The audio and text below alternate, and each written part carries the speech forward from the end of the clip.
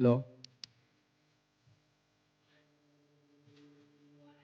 แม่ชีที่เดินขบวนมาแล้วก็เดินขึ้นมาที่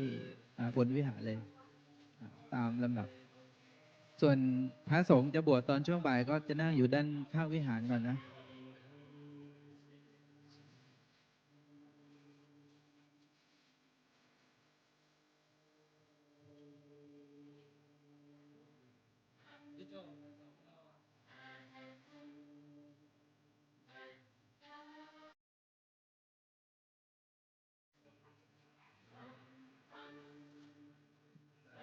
ส่วนโยคีก็นั่งอยู่ด้านอีกฝั่งหนึ่งนะ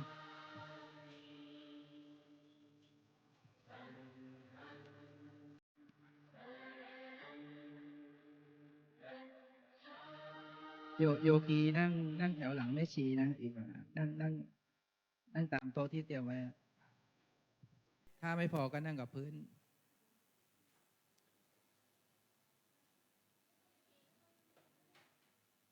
มีประธานมาประธานมานั่งฝั่งนี้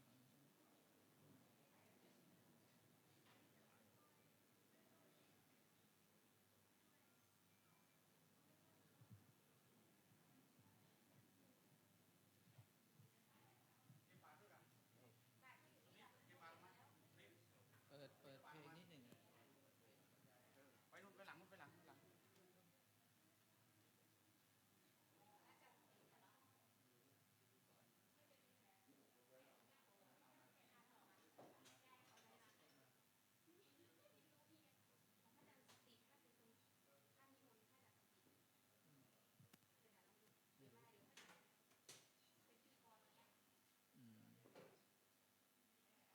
ครับก็วันนี้เป็น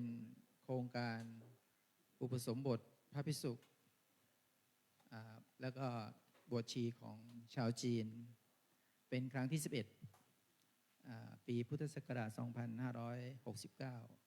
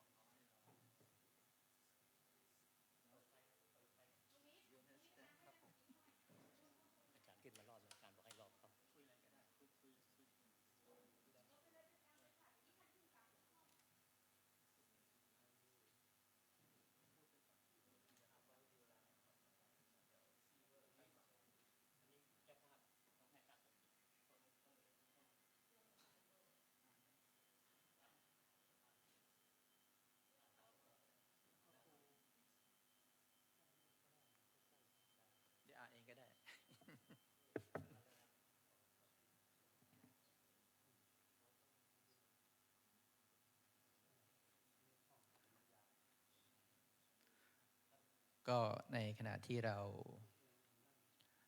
รอพิธีอาตมาภาพก็ขอประกาศรายนามเจ้าภาพผู้ที่อุปถัมภ์ในโครงการพระภิกษุชาวจีนเนื่องในวันมาฆบูชาไปก่อนนะลำดับที่หนึ่งคุณแพรคุณชโยคุณพัชระแก้วกฤติยานุกูลคุณสุรดาคุณปุณรดาคุณบุษชาพลวรานนท์สองคุณศรีอรุณเที่ยงธรรมสามคุณกันนิชาเอียสกุลสี่คุณเพ็ญศรีมณีมูลห้าคุณกิติกรคุณปุณณภาพลเมืองดีหกคุณชวนกรมานตลาเจ็ดคุณมนเทียนโสภักและครอบครัวแปด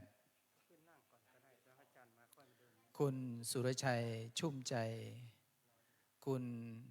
พัชรินเถลิงรังสฤทธิ์9คุณจตุพรวรินทร์มงคล10คุณธนสรเชื้อเพชรคุณสาธิตชาวชาติและครอบครัว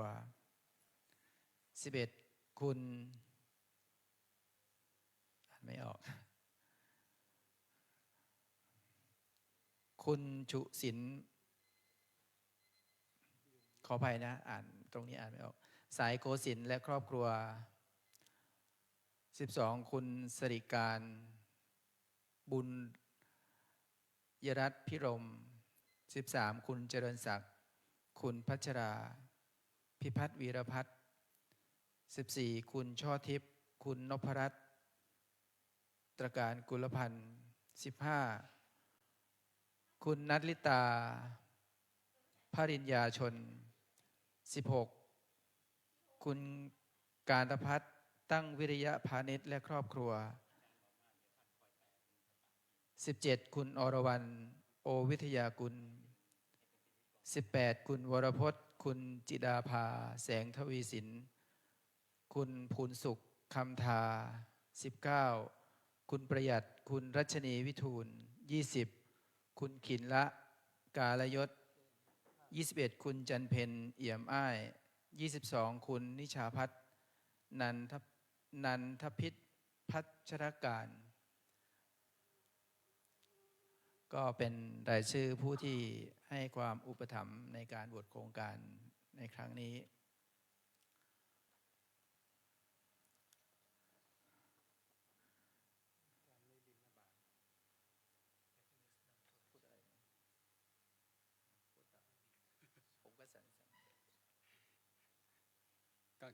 刚才师父念的这个是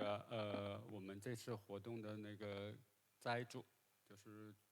供养这次活动的那个人的名单，一共有22个人和他们的家庭供养这次活动。然后一会儿我们阿江一会儿过来的时候，我们昨天练习的就是阿江点那个灯和蜡烛和那个香的时候，我们合掌啊。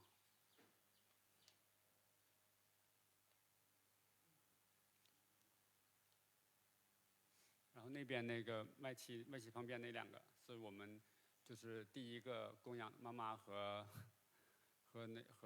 那个师兄那个供养的2个。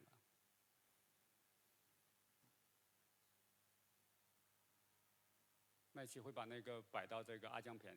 面啊。然后记得那2个供养完了之后要拜3拜，然后那个花供完了之后不用拜哈，花供完了之后是回到大家一起拜。那2个是谁供了之后就拜3拜，然后回到为止。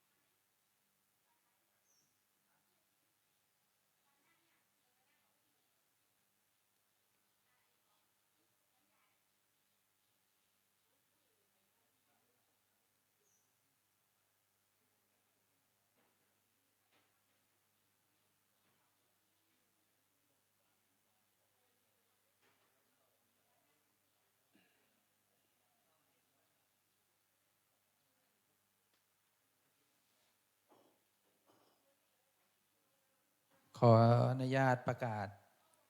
รถงองูทอทหาร 7879 เชียงใหม่ช่วยกรุณาไปขยับรถให้หน่อย เพราะว่าจะมีรถของพระสงฆ์ที่จะออกไปกิจนิมนต์ช่วงนี้ แล้วก็อีกคันหนึ่งเป็นสีน้ำเงินนะอยู่ติดกันเลยจอดคู่กันนะขอความกรุณาไปขยับรถให้ตอนนี้ด่วนเจริญพร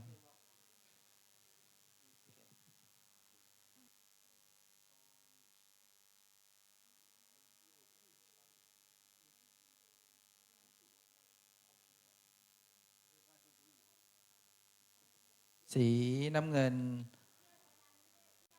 จอจานวอแหวน 829 เชียงใหม่ทั้งสองคันนี้รบกวนเจ้าของรถไปขยับรถให้หน่อยขอเจริญพร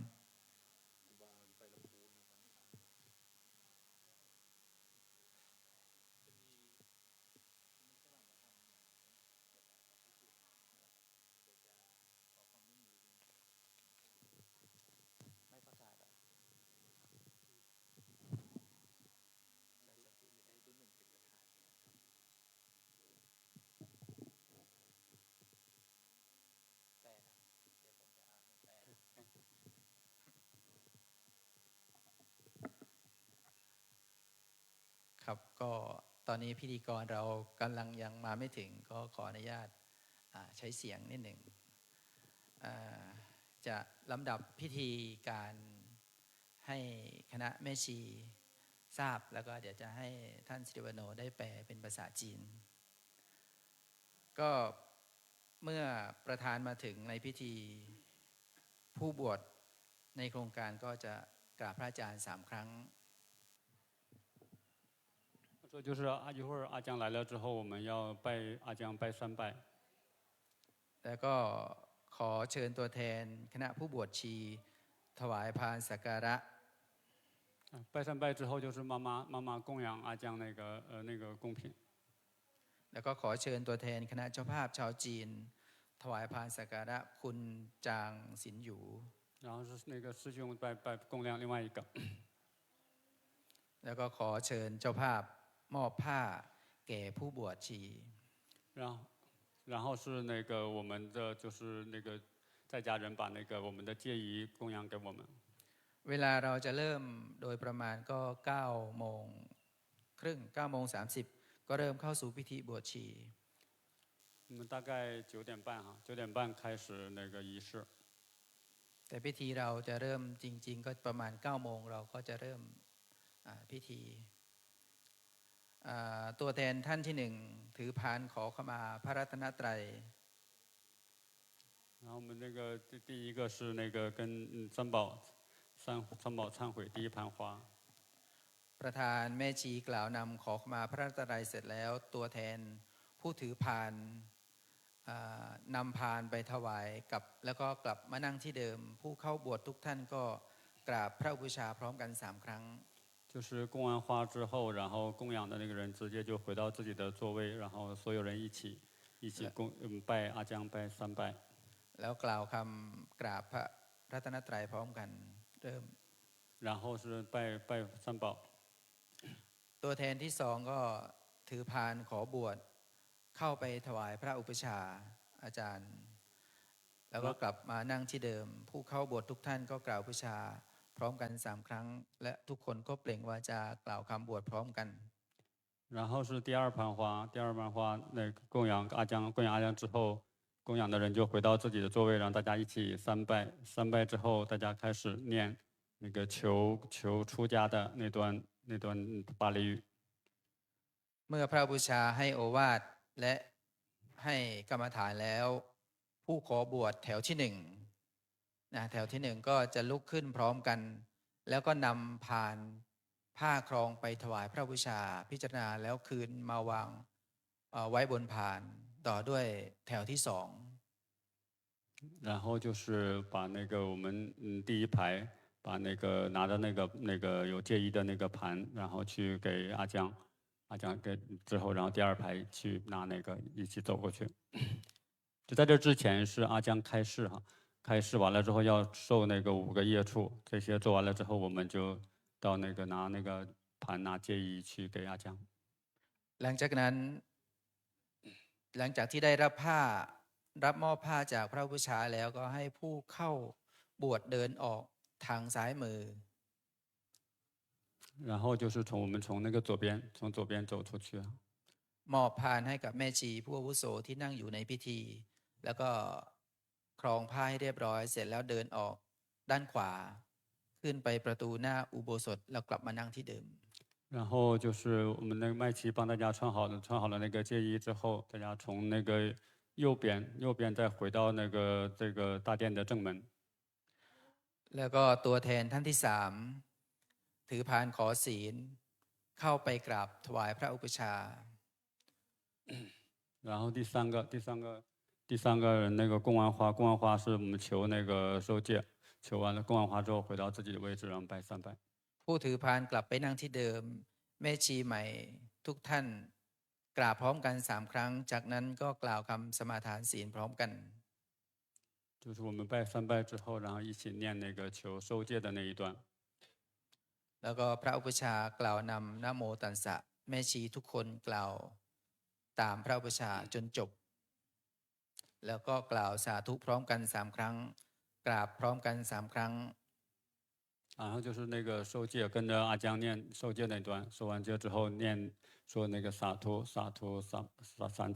次洒脱，然后拜3拜。 ตัวแทนท่านที่สี่ถือพานขอนิสัยเข้าไปถวายพระอุปชา然后第4盘花，那个供养阿江求医治。 ผู้ถือพานกลับไปนั่งที่เดิมแม่ชีใหม่ทุกท่านกราบพร้อมกัน3 ครั้งจากนั้นกล่าวคำขอนิสัยพร้อมกัน然后供养花的人供完之后回到位置，大家一起拜阿江3拜，然后开始背那个求医治那一段。 แล้วก็ตัวแทนท่านที่5ถือพานขอขมาสงฆ์ขอขมาครูบาอาจารย์然后第5盘花向僧团忏悔，向阿江忏悔。 ตัวแทนถือพานไว้ประดับอกแม่ชีใหม่ทุกท่านกล่าวคำขอขมาสงฆ์พร้อมกัน就是那个第5盘花是那个拿在供花的人拿在手里边的时候，大家一起合掌，一起来念那个跟僧团忏悔、跟戒师忏悔的那2段。 เมื่อพระอุปชากล่าวตอบแล้วผู้ขอบวชกล่าวรับพร้อมกันว่าขมามะพันเตครับตอนนี้พระเดชพระคุณก็มาในพิธีแล้ว大家跪坐合掌。 ขอให้แม่ชีทุกคนพนมมือแล้วก็合掌。 อุบาสกอุบาสิกาทุกท่านพนมมือพร้อมกัน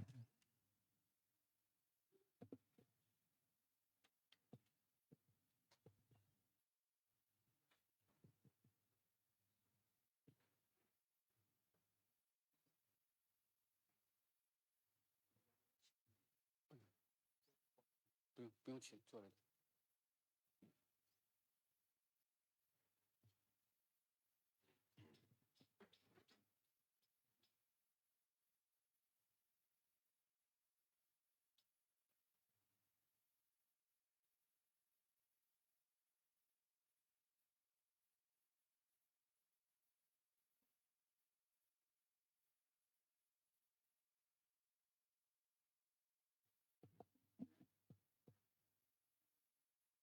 ครับตอนนี้พระเดชพระคุณได้มาถึงที่พระพิธีแล้วขอทุกท่านพนมมือ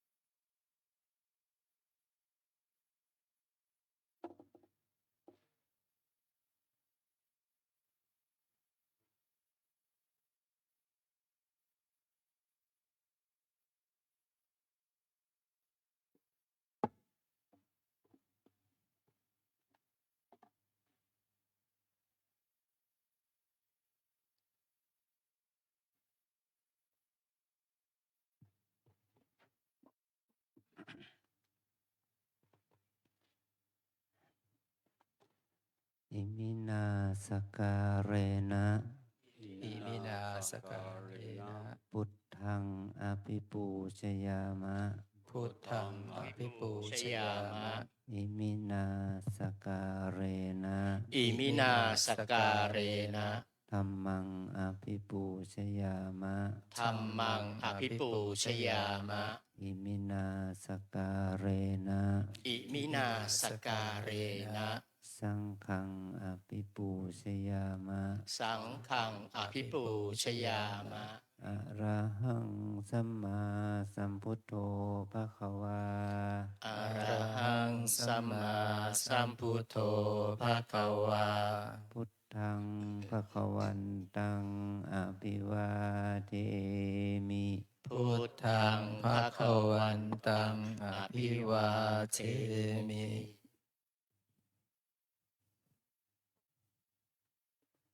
สวากขาโตภะคะวตาธัมโม สวากขาโตภะคะวะตาธัมโม ธัมมังนัมสสามิ ธัมมังนามัสสามิ สุปฏิปันโนภะคะวะโตสาวกสังโฆ สุปฏิปันโน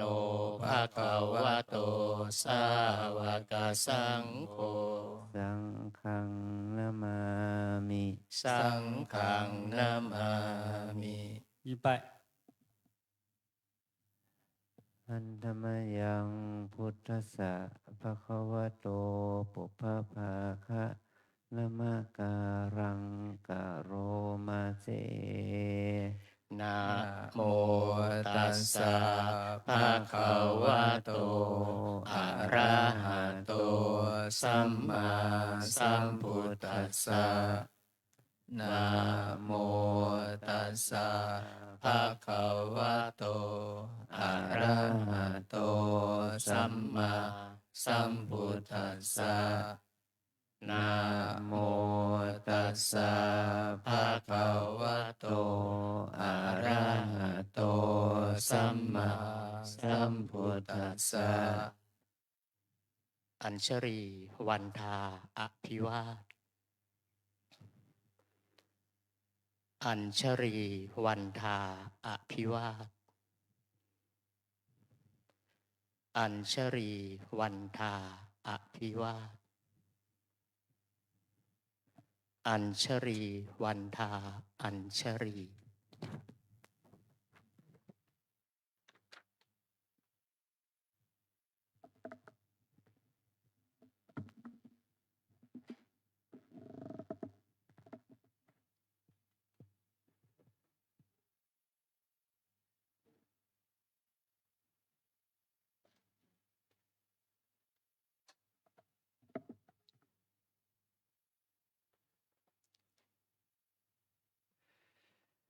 สะสมทรัพย์สิ่งใด ไม่สุขใจเท่าสะสมบุญ ถวายความเคารพในเมตตาธรรม บารมีธรรม ในพระเดชพระคุณพระอาจารย์เจ้าคุณพระภาวนาธรรมาภิรัตน์เจ้าคณะอำเภอเมืองเชียงใหม่ อธิการบดีสงฆ์วัดรำเปิง เจ้าสำนักปฏิบัติธรรม ประจำจังหวัดเชียงใหม่แห่งที่2 เจ้าสำนักศาสนศึกษาวัดรำเปิงโดยความเคารพอย่างสูง เจริญพรบรรดาสถาญาติโยมพุทธศาสนิกเมธีผู้มีสติปัญญาทุกคนทุกท่าน วันนี้ถือว่าเป็นมงคลอันยิ่ง เนื่องจากวันนี้เป็นวันสำคัญทางพระพุทธศาสนาคือวันมาฆบูชาและทางวัดรำเปิงเรามีโครงการในการบรรพชาอุปสมบทผู้ที่มีกุศลศรัทธาจากชาวจีนแผ่นดินใหญ่ มาเข้าร่วมโครงการบรรพชาอุปสมบท ปฏิบัติธรรมถวายเป็นพุทธบูชาในวันวิสาขบูชา ซึ่งก็มีผู้มีศรัทธาที่บวชเป็นทั้งแม่ชีแล้วก็เป็นพระภิกษุดังนั้นในช่วงเช้าของวันนี้ในช่วงนี้ก็จะมีพิธีในการบรรพชาบวชแม่ชีซึ่งก็มีผู้มีศรัทธาบวชเป็นแม่ชีจำนวน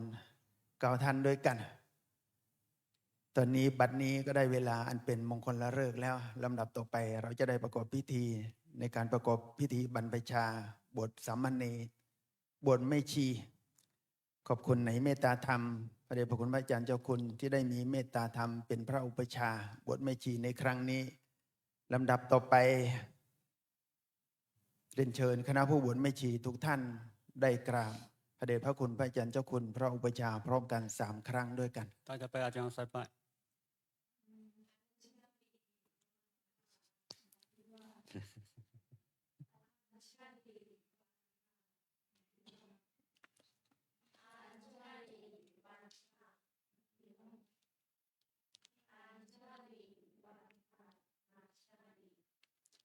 ลำดับต่อไปเรียนเชิญตัวแทนคณะผู้บวชแม่ชีถวายพานสักการะแด่พระอุปชฌาย์ขอเจริญพร下面妈妈来供养那个，她放好之后过来。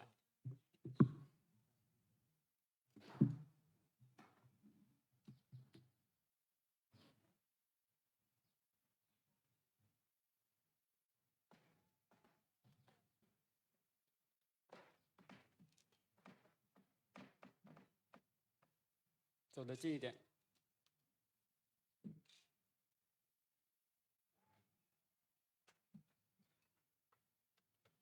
ลำดับต่อไปเรียนเชิญตัวแทนคณะเจ้าภาพชาวจีนถวายพานสักการะคือคุณจางซิ่นหยูขอเรียนเชิญเจริญพร下面那个师兄来供养。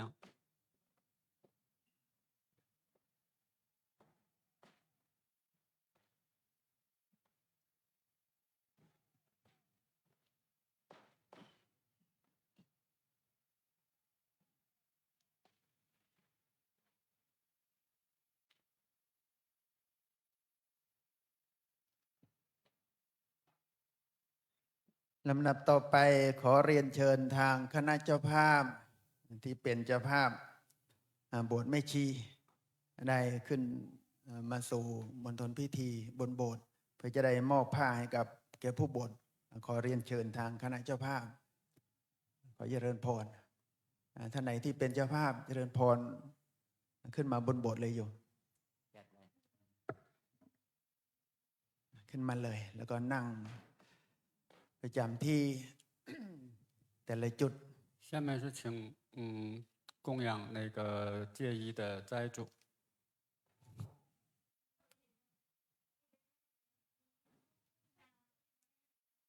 บางท่านอาจจะนั่งพื้นไม่สะดวกก็เอาเก้าอี้มานั่งเรียนเชิญคณะเจ้าภาพที่เป็นเจ้าภาพบวชแม่ชีตอนนี้เราจะได้ประกอบพิธีในการมอบผ้าเสวตาพัดคือผ้าขาวให้กับผู้ที่มีศรัทธาบวชเป็นแม่ชีประพฤติวัดปฏิบัติธรรมในเทศกาลมาฆบูชาถวายเป็นพุทธบูชาขอเรียนเชิญทางคณะเจ้าภาพมีท่านใดมั่งทางเจ้าหน้าที่ได้แจ้งได้บอกไว้หรือเปล่าถ้าไม่มีก็เอาตัวแทนท่านใดก็ได้จะเป็นชาวจีนหรือคนไทย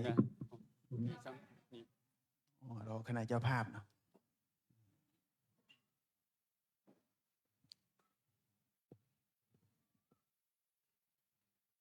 ขึ้นมาเลย我们到那个他们那个就对面那个衣服的那个盘子的对面。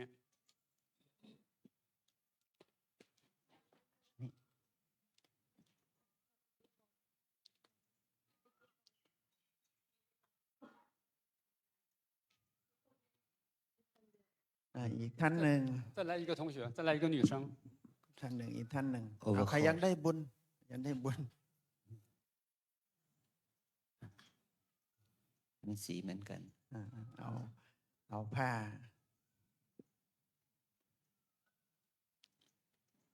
อีกท่านหนึ่งท่านใดที่เป็นเจ้าภาพจะได้มอบผ้าให้กับผู้มีศรัทธาบวชแม่ชีเมื่อพร้อมแล้วทางผู้บวชแล้วก็เจ้าภาพผู้มอบผ้าหันหน้าเข้าหากันว่าเลยท่านหนึ่งหันหน้าเข้าหากัน然后我们把那个盘拿起来供养给要出家的麦琪。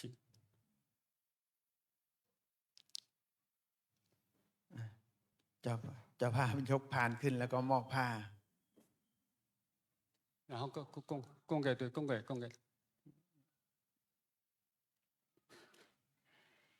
เสร็จแล้วทางผู้บวช 那 มอบ 个 ของ 那 ที่ 个 ระลึ 礼 ก 物，那个礼物给 ให้กับทางเจ้าภาพที่มอบผ้าให้เรา เสร็จแล้วก็เรียนเชิญทางคณะเจ้าภาพกลับไปที่รับรองเหมือนเดิม 可以回去了，回到位置。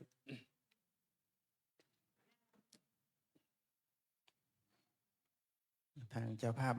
ลุกขึ้นกลับที่รับรอง Yes。 ลำดับต่อไปเราจะเข้าสู่พิธีการบรรพชาเป็นแม่ชีลำดับแรกเรียนเชิญ ตัวแทนผู้บวชหนึ่งท่าน ถือพานขอขมาพระรัตนตรัยขอเจริญพร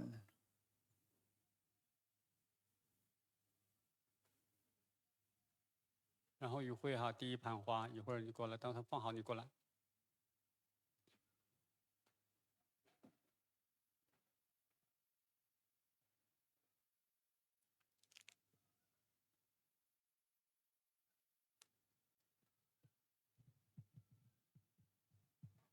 ตัวแทนถือพานขึ้นขอขมาพระรัตนตรัยลำดับ ต่อไปประธานแม่ชีกล่าวนำขอขมาพระรัตนตรัย นะโมตัสสะ นะโมตัสสะภะคะวะโตอะระหะโตสัมมาสัมพุทธัสสะนะโมตัสสะภะคะวะโตอะระหะโตสัมมาสัมพุทธัสสะนะโมตัสสะภะคะวะโตอะระหะโตสัมมาสัมพุทธัสสะนะมามิพุทธังคุณสาครันตังนะมามิธัมมัง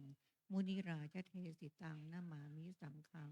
มุนิราชสาวกังนะมามิกัมมัฏฐานังนิพพานะทิคมุปปยัง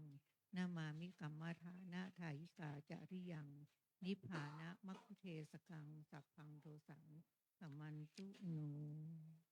ถวายพานแด่พระอุป 把 ชา 花供养给阿江，放在那个布上面。 เสร็จแล้วกลับไปนั่งที่เดิมของเรา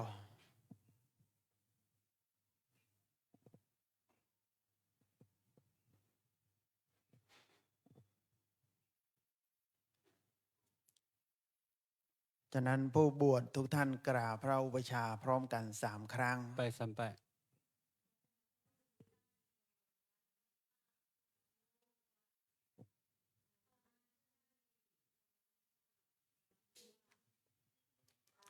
ชาลีวันทาอาภิวะอาลาหัน กล่าวคำบูชาพระรัตนตรัยไหว้พระพร้อมกัน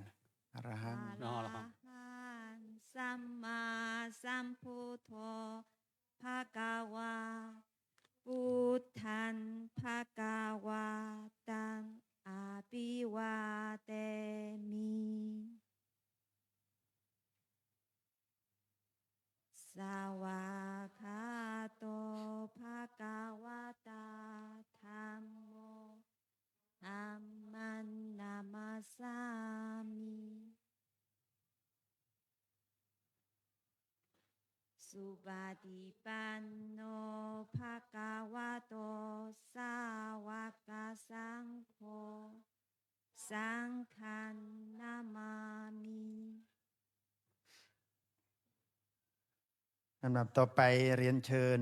ตัวแทนผู้บวชถือพานขอบวชไปถวายพระอุปชฌาย์1 ท่านขอเรียนเชิญ 第二盘，等一下，等他先放好。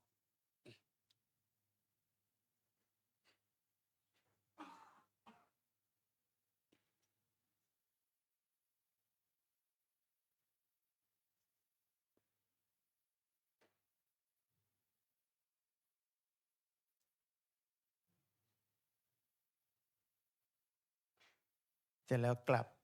ที่นั่งของเรา 回到位置。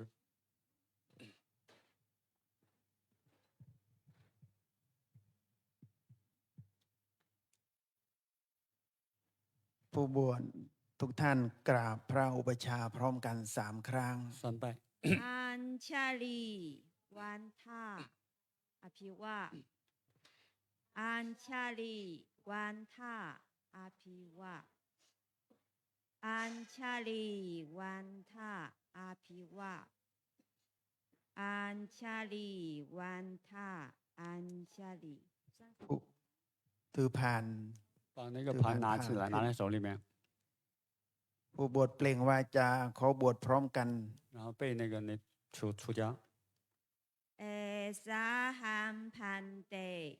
สุจิลาปาลิลิบุทัมปิธรรมภากาวาตันสาราลังกาชามิทั้งมาฉะพิกุสังขาฉะปาพาฉังมัมพันเตสังโฆทะเลโตอาชาตาเคปาลุเปตันสาราลังคาตัง第一次我请求出家，虽然世尊已般涅盘很久了，我仍然皈依佛陀，皈依佛陀的教法，皈依佛陀的弟子僧团，请僧团为我作证。我今依止佛陀的教法而出家，我将用我的余生皈依佛。皈依法，皈依僧，ทุติยัมปิเอสาหัมพันเตสุจิลาปาเรนิปุทัมปิธรรมภากาวาทันสาราลังกัจฉามิธรรมมาฉะภิกขุสังหังจะปะพาฉะมัมพันเตสังโฆทาเลโตอาชาตาเคปาลุเปตันสาราลังคาตัง第二次我请求出家，虽然世尊已般涅盘很久了，我仍然皈依佛陀，皈依佛陀的教法，皈依佛陀的弟子僧团，请僧团为我作证。我今依止佛陀的教法而出家，我将用我的余生皈依佛，皈依法，皈依僧。大地央毕，艾萨罕潘德，苏吉拉巴瑞尼布坦比，坦帕嘎瓦坦萨拉朗嘎恰米，塔玛加皮古桑罕加，巴帕恰曼潘德，桑科塔雷多。อาชาตาเคปาลุเปตันสาราลังคาตัง第三次我请求出家，虽然世尊已般涅盘很久了，我仍然皈依佛陀，皈依佛陀的教法，皈依佛陀的弟子僧团，请僧团为我作证。我今依止佛陀的教法而出家，我将用我的余生皈依佛，皈依法，皈依僧。สาธุ ผู้บวชวางผ่า把นผ้าไว้ 盘放旁 ข้าง 边，把盘放下， ๆเสร็จแล้วกราบอุปชา3 ครั้งพร้อมกัน 三拜。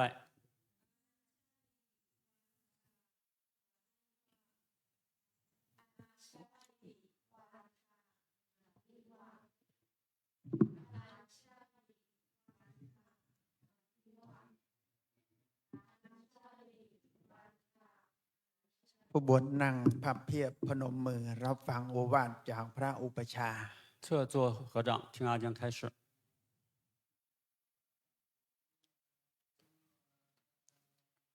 合掌。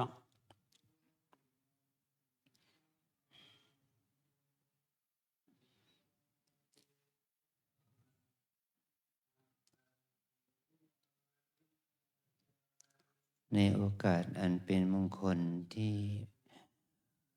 พวกเราชาวพุทธศาสนิกชนที่มีความศรัทธาเลื่อมใสในพระพุทธศาสนา วันนี้เป็นวัน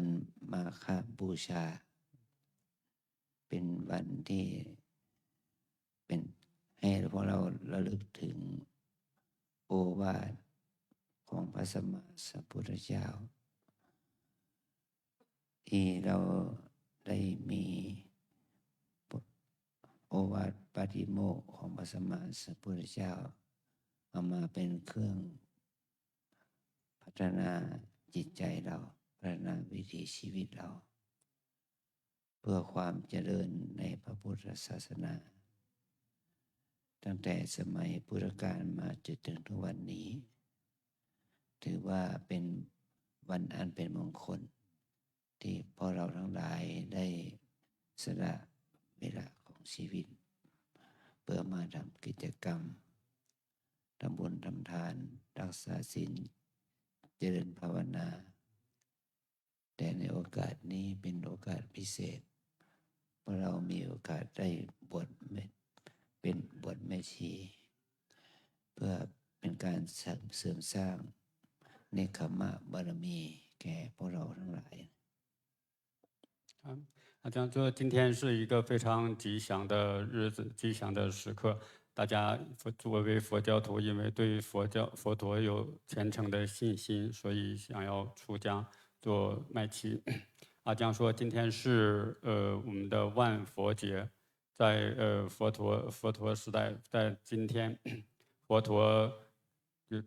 给了他的弟子们叫做教戒八地摩卡。就是告诉弟子们应该如何去修行，所以在今天从佛陀那个时代到现在，一直都是一个非常重要的日子。我们在这天是一个非常吉祥的日子，然后我们会去做布施、持戒、禅修，所以这样的来功德来回向给佛陀。然后阿江说，我们在今天出家也是一个非常殊胜的机缘。然后我们在出家这个活动，也会培养我们的出离波罗蜜。พวกเราทั้ง9นะเป็นผู้ที่นำมาซึ่งความศรัทธาต่อพุทธศาสนิกชนทั้งหลายได้มีการประพฤติปฏิบัติมาบวชตนเองในโอกาสวันมาฆบูชานี้เพื่อให้สภาพจิตใจของเราเองบุคคลในครอบครัวและพุทธศาสนิกชนทั่วไปได้มีความปลื้มใจมีปิติมีกุศลฉันทะเพื่อที่จะเป็นตัวอย่างเยี่ยงอย่างแก่คนทั้งหลายเหล่านั้นที่ได้มารู้มาเห็นเพราะเราได้มาบวชเนี่ยคืออาศัยที่พวกเราได้มาบวชเนี่ยเป็นเหตุให้ความเจริญของพระธรรมที่มีอยู่ในใจเราพระธรรมที่มีอยู่ใจเรานี่แหละที่จะทำให้เราได้สละตนออกบวชโดยเฉพาะเป็นการบวชในวันพิเศษวันมาฆบูชาเพื่อให้เราได้ละความชั่วทำความดีและเป็นปัจจัยให้เราเข้าถึงความบริสุทธิ์แห่งจิต我们9位选择在今天在万佛节选择出家，我们是代表所有的佛教徒，我们要给所有的佛教徒做一个榜样。我们出家会有我们的功德，会对我们自己会有很大的功德，对整个佛教，对所有的佛教徒也会有很大的意义。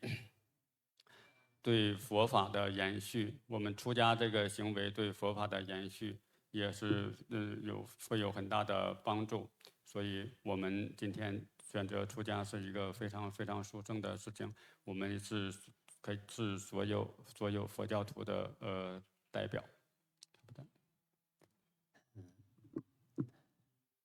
เราทั้งหลายได้ทำหน้าที่ได้มาบวชนี่ก็เพื่อเป็นการพัฒนาศาสนบุคคล ศาสนาบุคคลคือคนที่นับถือพระพุทธศาสนา เมื่อเราได้มาพัฒนาตัวเองก็เท่ากับว่าได้ทำให้พระธรรมมีความสว่างไสวขึ้นว่าพระธรรมนั้นมีอยู่แต่เดิมแต่ถ้าเราไม่ได้เอามาใช้พัฒนาจิตใจก็เหมือนกับว่าพระธรรมนั้นไม่เป็นประโยชน์กับเราถ้าเรามีโอกาสนำพระธรรมมาใช้พัฒนาจิตใจทำให้จิตใจเราสว่างจิตใจเราสดใส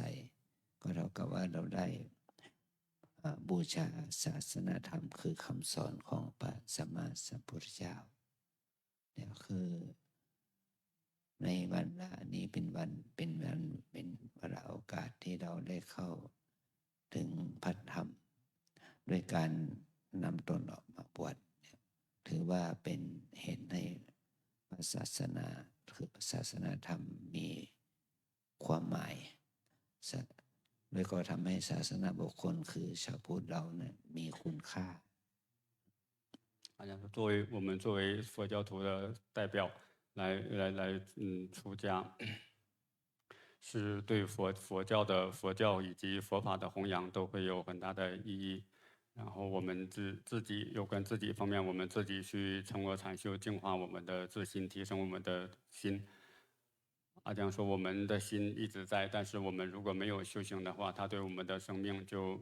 没有很大的意义。我们只有通过修行，通过净化自己的心，才会我们的生命才会得到提升。我们生命得到提升，我们才能够去利益其他的人，利益佛教，以至于让佛法更长久的去延续。ครับโดยเฉพาะพวกเรานะมาจากประเทศจีนแผ่นดินใหญ่เนี่ยถือว่าเป็นความพิเศษเพราะว่า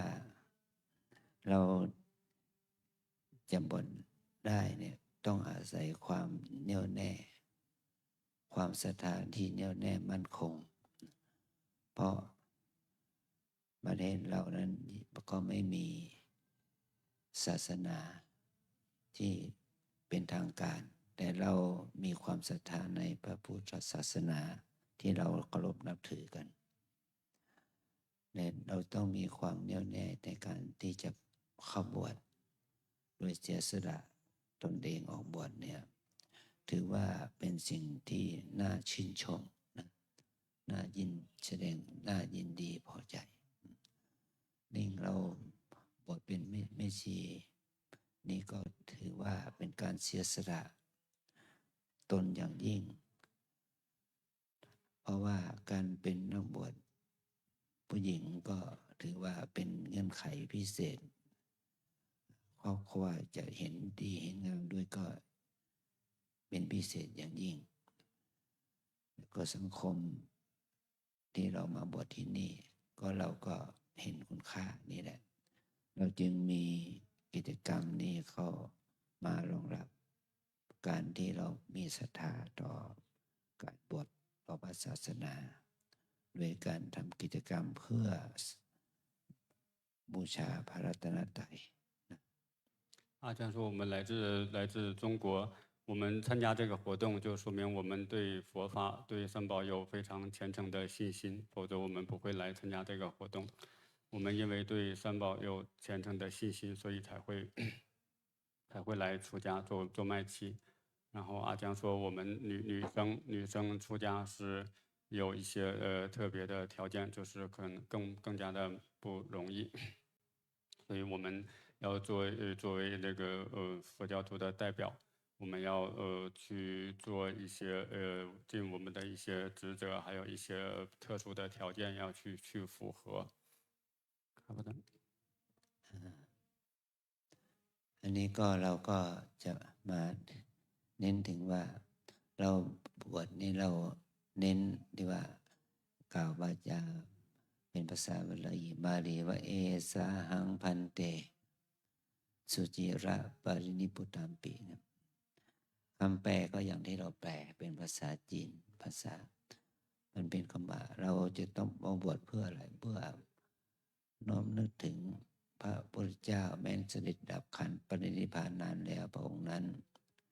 ขอถึงพระธรรมขอถึงพระสงฆ์ว่าเป็นสรณะที่พึ่งที่ระลึก ขอพระสงฆ์จงจำข้าพเจ้าไว้ว่า เป็นผู้บวชในพระรัตนตรัยในและขอถึงพระรัตนตรัยเป็นสรณะตลอดชีวิตตั้งแต่บัดนี้เป็นต้นไปแม้นครั้งที่สองแม้นครั้งที่สามเธอก็เก่งวาจาให้เป็นที่ประจักษ์พระสงฆ์จึงได้สาธุการ เพราะว่าความที่เราจะมีความศรัทธาในพระรัตนตรัยเนี่ยมันไม่ใช่ของ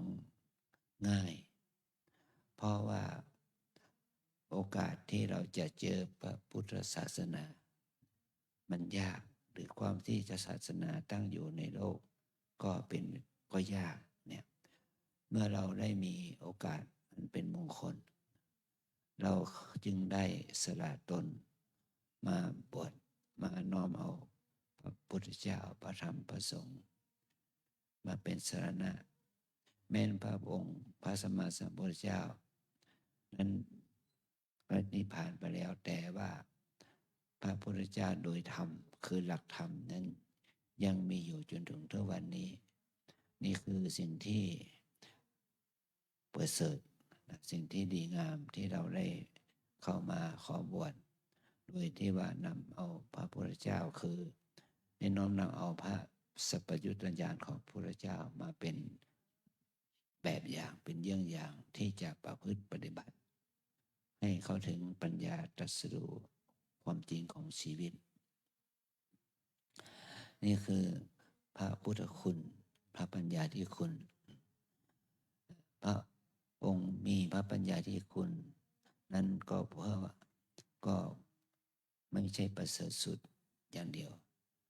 ประเสริฐสุดยิ่งกว่านั้นก็คือว่ามีพระมหากรุณาพระองค์นั้นมีพระมหากรุณาต่อเพื่อน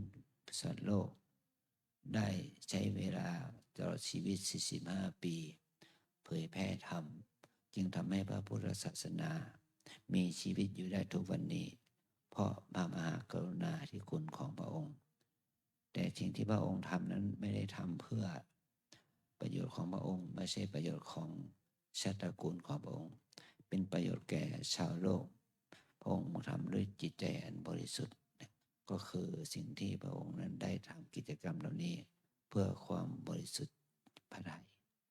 และก็ด้วยความมหากรุณาด้วยปัญญาที่คุณว่าจะสอนเขาเหล่านั้นให้เข้าถึงความดับทุกข์เป็นที่สุดได้阿江说我们在去求刚才你们背诵的那个求出家的那段巴利语那段颂词 Esa Hang Bande 就像我们这个翻译的中文里面说的那样，虽然佛陀已经涅槃很久了，但是我们依然希望祈求能够在佛陀的教法之下出家，作为一名出家的修行人。然后我们以很殷重的心，复次再次我们说3遍。说完3遍之后，我们以虔诚的心来去请求能够出家在佛陀的教法之下成为一名出家人。然后我们在念完这个之后，僧人们会说洒脱。为什么说洒脱？是因为这是一件非常殊胜难得的事情。阿江说，在我们能够遇见佛陀出世的时代。并且佛法还在还留存在这个世间，我们可以去学习和修行，还有我们能够出生为人，并且有条件去修行学习，这是非常难得的事情。所以我们要意念感恩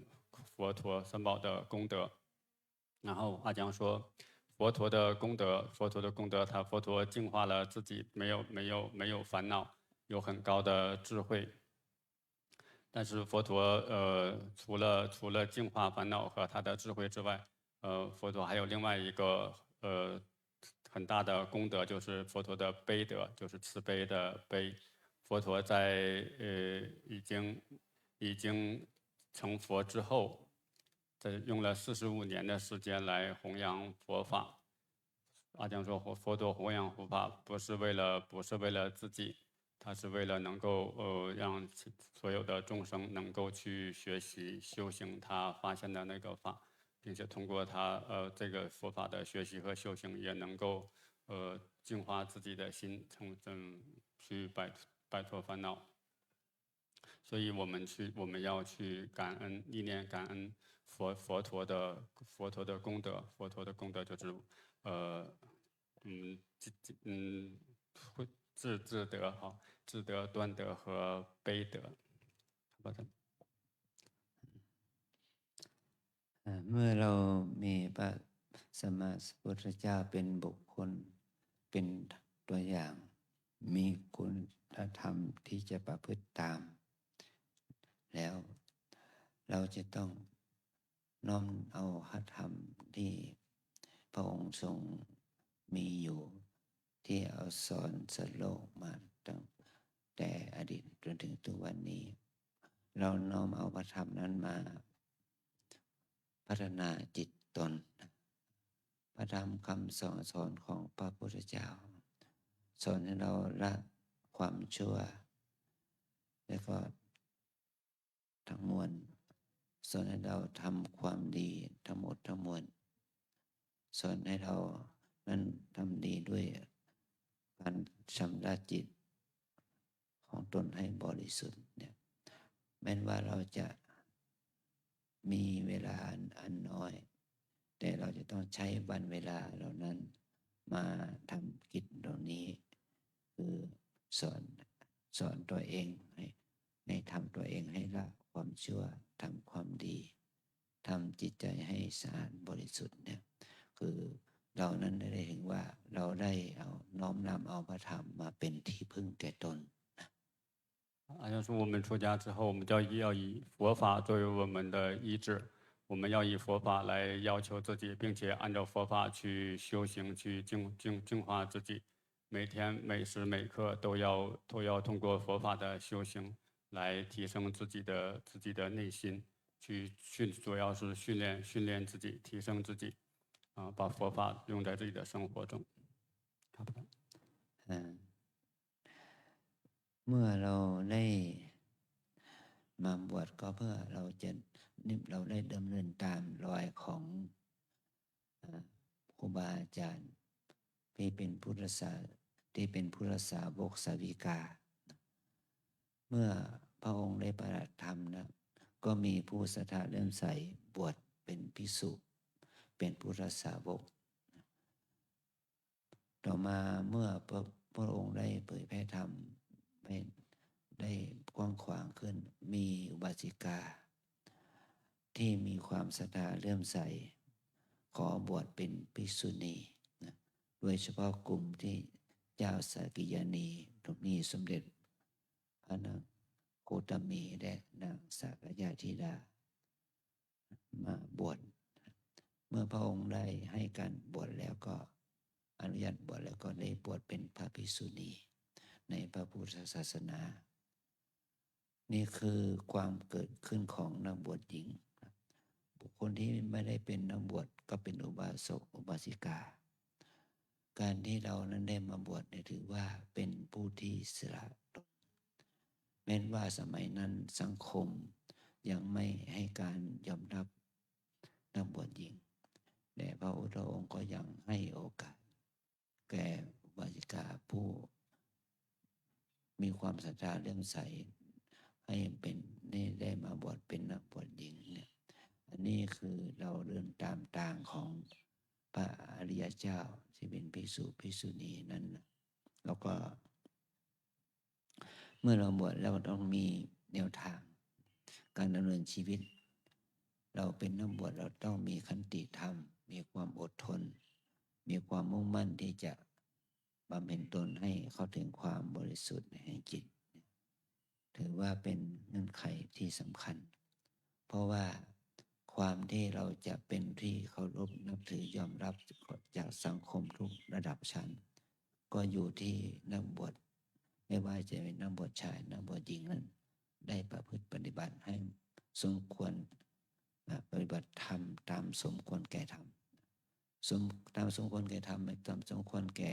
ธรรมที่จะต้องปฏิบัติคือตามสมควรแก่ทานนักกุศลตามสมควรแก่ศีลนักกุศลตามสมควรแก่ภาวนากุศลเนี่ยถ้าเราได้ประพฤติปฏิบัติตามสมควรแก่ธรรมคือตามศีลทานศีลภาวนาหรือศีลสมาธิปัญญาเนี่ยก็จะทำให้เรานั้นได้รับการยอมรับจากสังคมจากเพื่อนร่วมโลกในฐานะที่เป็นผู้เสียสละนะ好像说佛陀在成道之后就有一些比丘男众的人出家追随佛陀和跟佛陀一起去修行佛法，然后在这之后又有一些女众，我们叫做优婆夷，就有些女众想去跟佛陀申请出家，以佛陀的那个一目祛檀弥为代表的一些女众跟佛陀申请出家，然后佛陀答应他们之后，就佛教的历史上就出现了比丘尼。就是我们不出家的叫做优婆塞、优婆夷，出家了。这个时候，佛教的历史上出现了比丘尼。阿讲说，在那个佛陀的时代，女众想要那个出家修行是一件非常困难的事情，就是很不容易。所以佛陀答应女众出家是一个非常值得我们去感恩的事情。然后我们出家之后，我们要去多培养自己的那个忍辱、忍耐、忍辱。阿讲说，不管是男众的出家人还是女众的出家人，这个都非常的重要。我们要让自己成为一个适合的，就是对这个社会啊，对其他人，我们做一些适合的行为。我们要去努力的按照佛法那样去修行和生活。像说我们去努力去培养自己的布施的功德、持戒的功德和禅修的功德，布施、持戒和禅修，或者是我们去修行戒定慧的功德，努力的去提升和净化自己的内心。好的。นี่คือเป้าหมายแห่งการที่เราได้บวชเนี่ยก็เพื่อความเจริญการที่เราจะเจริญในคุณธรรมทั้งหลายเหล่านั้นบารมีธรรมทั้งหลายเหล่านั้นจะต้องพัฒนาตนเองพัฒนาศีลสมาธิปัญญาให้เกิดขึ้นนี่คือประโยชน์นะที่เราได้รับ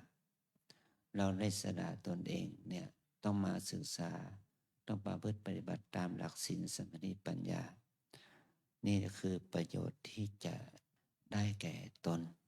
เป็นส่วนตัวของเรานะแล้วประโยชน์ที่สองเราทำอย่างนี้ก็ไม่ใช่เพื่อตัวตนเองอย่างเดียวและเป็นประโยชน์ต่อครอบครัวแก่พ่อแก่แม่แก่ปู่ย่าตายายญาติมิตรแก่บุคคลที่มีความใกล้ชิดกับเราให้เขาได้มีความดีงามเกิดขึ้นความปีติยินดีในพระธรรมคำสอนของพระพุทธเจ้านี่คือประโยชน์ที่เราได้ทำให้พ่อแม่ได้กุศลได้บุญนี่ได้ที่เราได้เกิดมาเป็นมนุษย์โดยอาศัยนี้มีพ่อแม่เป็นผู้ให้กำเนิดพ่อแม่เลี้ยงดูเราตั้งแต่เกิดมาจนถึงทุกวันนี้นี่ในสิ่งนี้ก็จะประโยชน์นี้ก็ที่เราได้เอากายนี้ที่มีไม่ใช่ว่ามือเท้าแขนขานี้ที่สมบูรณ์เนี่ยมาบวชก็ถือว่าได้ทำแต่เราได้บวชพ่อแม่ด้วยเราได้บวชใจของพ่อแม่เราได้บวชกายได้บวชใจแต่พ่อแม่ได้บวชใจพ่อแม่ได้ชื่นชมยินดีในคุณงามความดีที่เราได้บวชเท่ากับว่านั้นเราได้บวชใจของพ่อแม่ของพี่น้องญาติมิตรไปด้วยอันที่สามเราได้บวชเนี่ยเป็นประโยชน์อันที่สามคือประโยชน์ต่อพระศาสนาพุทธศาสนาของเราเนี่ยเราจะเจริญขึ้นมาได้ก็เมื่อมีพุทธศาสนิกชน ชาวพุทธได้เข้าถึงพระรัตนตรัยเราบวชตนเองนั้นได้3ประโยชน์ประโยชน์ตนประโยชน์ต่อครอบครัวประโยชน์ต่อพระศาสนาพระศาสนาจะตั้งมั่นตั้งอยู่ได้ก็อาศัยนักบวชจะเป็นนักบวชชายนักบวชหญิงที่ปัจจุบันนี้เราเรียกว่าเป็นภิกษุภิกษุณีเป็นแม่ชีเป็นสามเณรสามเณรีเนี่ยถ้าบุคคลเหล่านี้มีจำนวนมากประชากรนี้มีจำนวนนักบวชมากก็เป็นการแสดงถึงความเจริญของพระศาสนาความตั้งมั่นของพระศาสนาแต่ถ้าเราไม่มีนักบวชภิกษุลดน้อยถอยลงไปภิกษุณีลดน้อยถอยลงไปสามเณรสามเณรีแม่ชีลดน้อยถอยลงไปก็มันก็เป็นเหตุให้เห็นถึงความเสื่อมถอยในปริมาณของนักบวชแล้วก็จะทำให้พุทธศาสนิกชนไม่ยั่งยืนไม่ตั้งมั่นจะพูดแล้วก็คลอนแคลนเพราะว่าไม่มีความมั่นใจในหลักคำสอนของพระพุทธศาสนาเพราะเราเนี่ยมาเสริมกำลังเป็นเหมือนกับว่าต้นไม้นั้นมันโอนเอ็นแล้วก็เรามีไม้ค้ำไม้เสริมทำให้ต้นไม้นั้นตั้งอยู่ได้รากเหง้ามันตั้งอยู่ได้อย่างนี้แหละก็คือทำให้พระศาสนามั่นคงขึ้นนะต้นโพธิธรรมโพธิปัญญามันก็จะเจริญขึ้นเพราะการที่เราได้สละตนออกบวชตลอดถึงศรัทธาญาติโยมที่อุปถัมภ์ก็เท่ากับว่าช่วยรดน้ำใส่ดินที่ปุ๋ยให้แก่ต้นไม้นั้นยั่งยืนเช่นเดียวกันนะ阿当说，我们出家最大的目标就是去修行自己，提升内在，修行戒定慧。我们希望通过修行戒定慧，能够在我们自己的心里面升起，使戒定慧成为我们自身的一部分，努力的去提升自己的内心。然后阿江说，第二个我们出家第二个功德，就是对我们的父母、爷爷奶奶、外公外婆，还有其他所有的亲人朋友。对他们的这个功德，我们的出家这件事情对他们是会有一些很大的功德和福报。按照说，我们从出生以来，一直是父母去养育我们，对我们做了很多的付出，我们要去感恩回报父母。我们出家，我们的身体出家，我们的心出家，这些都依赖于都是父母给我们的，所以我们要去把我们出家的这些功德去回向给我们的父母，所有的亲人，这是我们出家的第二个功德。出家的第三个功德是对于佛教。对于佛教来讲，对于佛教的存续和发展，我们需要有很多的人来护持，就有很多的佛教徒。好像说我们佛教徒，我们有比丘、比丘尼，有麦契，还有沙弥。我们所有的佛教徒一起来护持佛教。如果就是阿江说，出家人多或者少，对佛教是很有意义的。如果出家人很多人想去修行，那么就会给很多人带来佛教徒或者是其他的人带来一些信心，对佛法对佛教的信心。如果出家人越来越少，那么就会影响到大家对佛教的佛法的信心，因为修行学习的人会变少。阿江说，所以我们去努力的护持佛教，去出家，就像我们这样的话，就可以让很多的人的信心更加的坚定，就是信心更强。好像就像我们去种一棵树，那个树就会长得非常的茁壮，非常的结实稳定。แล้วเราได้ประพฤติปฏิบัติเพื่อเมื่อเราจะได้บวชแล้วเราจะได้ประพฤติปฏิบัติตามวิธีการหลักการวิธีการที่เราจะได้ทำให้การบวชของเรานั้นมันก็จะได้ยั่งยืนมั่นคงเราต้องอาศัยหลักปฏิบัติเราจะเป็นนักบวชเป็นแม่ชีก็ตามเป็นภิกษุณีก็ตามเป็นภิกษุก็ตามเราจะต้องมีหลัก ลักธรรมที่เราจะยึดติดที่เราจะยึดถือ เรามีหลักธรรมที่จะต้องยึดถือจึงจะได้บวชหลักธรรมที่จะยึดถือก็ทางจิตก็คือหลักกรรมฐาน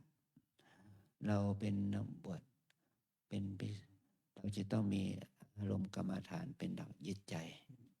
เป็นหลักยึดของจิตใจกรรมฐานที่เราจะแนะนำนี้เราถือว่าเป็นกรรมฐานที่องค์พระสัมมาสัมพุทธเจ้าและครูบาอาจารย์ได้สอนมาตั้งแต่สมัยพุทธกาลมาจนถึงทุกวันนี้นะกรรมฐานนี้เราเรียกว่ากฏทัสสะกรรมฐานที่พระองค์ทรงสอนให้รู้จักสิ่งที่เราเรียกว่าตาผมขนเล็บฟันหนังเนื้อเอ็นกระดูกเหล่านี้มีอาการ32ประการแต่เราเอามาใช้สำหรับแนะนำเบื้องต้นเรียกว่าตัจจะปัญจกกรรมฐานที่มีหนังเป็นที่5ผมขนเล็บฟันหนังเนี่ยเอามาเป็นกรรมฐานของเรานี่คือเป็นหลักกรรมฐานหลักใจหลักที่จิตใจเราจะเข้าไปยึดพิจารณาให้เอาผมขนเล็บฟันหนังนี่เอามาพิจารณาว่าเป็นของปฏิกูลไม่สะอาดก่อให้เกิดโทษถ้าเราเข้าไปยึดถือแล้วก็ทำให้จิตใจของเราไขว้เขวแต่ถ้าเรามีกรรมฐาน5เนี่ยผมขนเล็บฟันหนังนี้เราพิจารณาดินไปด้วยความเป็นของปฏิกูลไม่สะอาดก็จะทำให้จิตใจเราสงบจากกิเลสมีตัณหาราคะเป็นต้นได้阿亮说，我们出家之后，我们就要以佛法作为我们的意志，按照佛法去修行和生活。那么以佛法作为意志，以佛法的作为意志的，它意思就是说，我们要有一个业处，用来去让我们的心能够得到医治。阿亮说，然后我们有基础的业处，就是我们有5个，是头发。头发、毛发、指甲、牙齿和皮肤，我们叫发肤、爪、齿、皮。这是在我们的去修行观身体的时候，我们身体会分32个是部分，32身分。我们通过去修行32身分，可以看到我们的那个身体不净，可以看到我们的烦恼。通过这个修行，可以净化我们的心。在这32个里边有5个，我们叫做那个五个基础业处，就是发、肤、爪、齿、皮头发、毛发和指甲、牙齿和皮肤，这5个是基础的业处。เนี่ยควนเซินวูจินหมายความว่าเราพิจารณาผมขนเล็บฟันหนังเพื่อให้เห็นเป็นของปฏิกูลไม่สะอาดนี่เป็นกรรมฐานในสติปัฏฐาน4ท่านเอามาให้เราพิจารณาถึงความเป็นจริงของกายนี้ว่าเป็นของปฏิกูลไม่สะอาดนะเราอาศัยกรรมฐานนี้แหละจึงถือว่าเราเข้าถึงกรรมฐานเบื้องต้นที่จะให้เราก้าวไปสู่ทางแห่งความบริสุทธิ์แห่งจิตหมายความว่าเราจะนุ่งห่มผ้ากาสาวพัสหรือผ้าขาวก็ตามเนี่ยเราจะต้องมีจิตได้สัมผัสถึงความขาวสะอาดภายในของเราก่อนจึงจะสมควรที่จะนุ่งห่มผ้าขาวนุ่งห่มผ้ากาสาวพัสที่เกิดจากการที่เราบวชเนี่ยเราจะต้องมีจิตได้สัมผัสกรรมฐานของพระอรหันต์นะ阿亮说，我们去修习这5个业处，发、肤、爪、齿、皮，我们就会看见身体不净，观身不净，会看到我们的身体是没有那么干净了。不管是比丘还麦契，即使我们穿着那个很干净的袈裟，我们也要知道这个身体是不净的。但是我们去通过观察这5个业处，发现身体不净之后，我们的心会得到净化，身体不净，但是通过观察这个不净，我们会净化我们的内在，净化我们的心。这是我们5个很基础的业处，我们5个基础的修行目标。แต่ ตอนนี้ให้เราว่าตามนะ 然后跟着阿江念 เกษา เกษา โลมา โลมา นะขา นาขา ทันตา ทันตา ตะโจ ตาโจ ตะโจ ตาโจ ทันตา ทันตา นะขา นาขา โลมา โลมา เกษา เกษา เกษา เกษา โลมา โลมา นะขา นาขา ทันตา ทันตา ตะโจ ตาโจ ตะโจ ตาโจ ทันตา ทันตา นะขา นาขา โลมา โลมา เกษา เกษา เกษา เกษา โลมา โลมา นะขา นาขา ทันตา ทันตา ตะโจ ตาโจ ตะตะโจ ตาโจ ทันตา ทันตา นะขา นาขา โลมา โลมา เกษา เกษา ผมขนเล็บฟันหนังเนี่ยเป็นของที่มีประโยชน์มาก เราอยู่กับสิ่งสิ่งนี้ตั้งแต่มีชีวิตแต่เกิดมาจนถึงทุกวันนี้นะ เราอาศัยผมขนเล็บฟันหนัง เป็นเครื่องป้องกันตนเป็นเครื่องสำระตนเป็นเครื่องที่จะทำให้เราได้เจริญเติบโตขึ้นมา นี่คือสิ่งที่มีค่าต่อชีวิตต่อร่างกาย แต่ทำไมพระสัมมาสัมพุทธเจ้าจึงเอามาใช้เป็นเครื่องเป็นกรรมฐานเพื่อชำระล้างกิเลสหรอกก็เพราะเหตุว่าคนเราเมื่ออาศัยสิ่งเหล่านี้เนี่ยให้เราเห็นคุณที่พ่อแม่ครอบครัวสังคมสอนเรามาเห็นให้เรารักเราชอบเราลุ่มหลงเราประดับตกแต่งประเทืองผิวเนี่ยก็เพราะอาศัยสิ่งเหล่านี้แต่ถ้าเราไม่ได้มาพิจารณาโดยความเป็นโทษมันก็ก่อให้เกิดความยึดมั่นยึดติดความยึดมั่นถือมั่นนี่ก่อให้เกิดกิเลสอกุศลความโลภโกรธหลงแก่เราได้พระองค์จึงเอาผมขนเล็บนี้ฟันหนังนี้เอามาใช้ให้เป็นกรรมฐานเพื่อให้จิตใจเราเบื่อหน่ายถึงความปฏิกูลไม่สะอาด阿江说，这发肤、爪子皮，就头发、皮肤、毛发、牙齿和指甲，这5个是对我们来讲是非常重要的身体的部分。我们从出生以来一直到现在，我们一直都有这5个部分来让我们的身体更加的健康，并且能保护我们，这有很多的价值，就是对我们来讲是非常重要的。那么佛陀为什么把它们作为我们修行的业处，就是我们出生以来，爸爸妈妈也养育我们，我们自己生活在生活中，我们就会去美化、去维护自己的这个身体，然后就会对这个身体产生一些执着。所以佛陀把这5个作为我们的修行的业处，是通过这个5个业处的修行，让我们的心放开对我们自己的身体的这种强烈的执着。好的。ลำดับต่อไปคณะผู้บวชแม่ชีถือผ่านขึ้น拿盘，把拿盘拿到手里边，然后站起来，第一排。ต่อไปแถวที่1ลุกขึ้นนำผ้าไปถวายพระอุปชา站好，然后走到前面，把那个供给阿江。ถวายเสร็จแล้วรับผ้าจากพระอุปชาเสร็จแล้วลุกขึ้น走左边。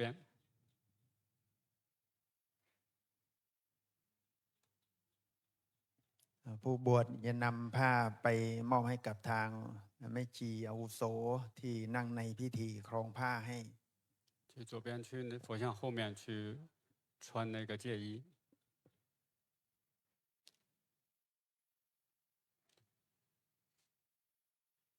แถวที่2ลุกขึ้น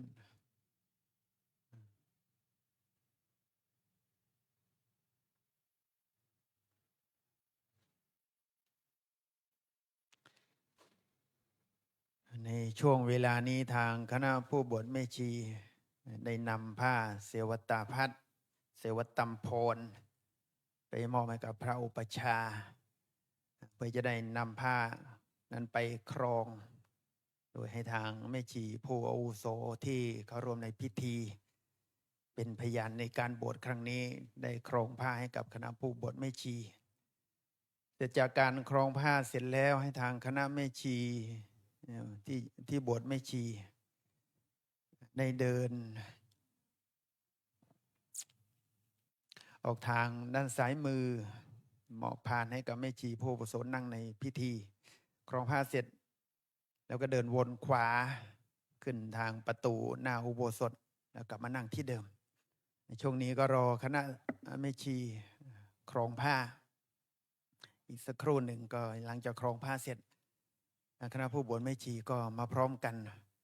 นั่งมณฑลพิธีจุดที่ประกอบพิธีเสร็จแล้วก็จะได้ขอสมาทานศีลว่าตอนนี้ยังไม่ได้เป็นแม่ชียังไม่ได้เป็นแม่ชีเพียงแค่ทำพิธีบวชจะเป็นแม่ชีเมื่อได้สมาทานศีลครบทั้งสิกขาบทโดยปกติแล้วการบวชแม่ชีก็จะเป็นการสมาทานศีลอันจริงแล้วมันเป็นศีล 9เนาะ ศีล 9แต่เราเรียกว่าศีล 8เนื่องจากเอาข้อ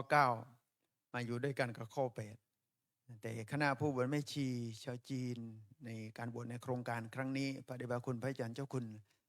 ท่านให้คณะผู้บวชแม่ชีได้สมาทานทัศสิกขาบทก็คือสมาทานศีล 10นั่นเองศีล 10ถ้านับเป็นศีลก็เป็นศีลของสามเณรเนี่ยก็เป็นสามเณรีนั่นเองเป็นสามเณรีนั้นเมื่อผู้บวชครองผ้าเสร็จก็จะกลับมานั่งที่เดิมจากนั้นก็จะได้สมาทานศีลกับพระอุปัชฌาย์พระอุปัชฌาย์ท่านได้ให้ศีลเสร็จครบทั้ง10สิกขาบทจากนั้นผู้บวชเป็นแม่ชีก็จะได้ขอนิสัยนี้ผู้บวชทุกรูปต้องขอนิสัยแปลว่าข้อวัดปฏิบัติหรือว่าการขออยู่พึ่งพิงอาศัยขอให้เป็นครูบาอาจารย์ขอให้เป็นพระอุปัชฌาย์ในการแนะนำสั่งสอนถ้าเป็นพระเราก็ต้องเดี๋ยวว่าถือนิสัย5 พรรษาถือนิสัย5 พรรษาอยู่กับครูบาอาจารย์5 พรรษาอยู่เพื่ออะไรอยู่เพื่อจะได้เรียนรู้ข้อวัดปฏิบัติอยู่เพื่อได้ศึกษาธรรมวินัยกับพระอุปัชฌาย์เพื่อจะได้มีความรู้ในการประพฤติปฏิบัติตัวเพื่อความเจริญงอกงามในธรรมวินัยของตนเองนั่นเอง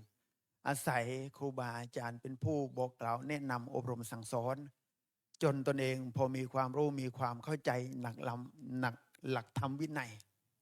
สมาธิจะเอาตัวเองรอดได้เป็นที่พึ่งของตนเองได้ท่านจึงเรียกว่าเป็นนิสัยมุตตกะคือไม่ต้องถือนิสัยแล้ว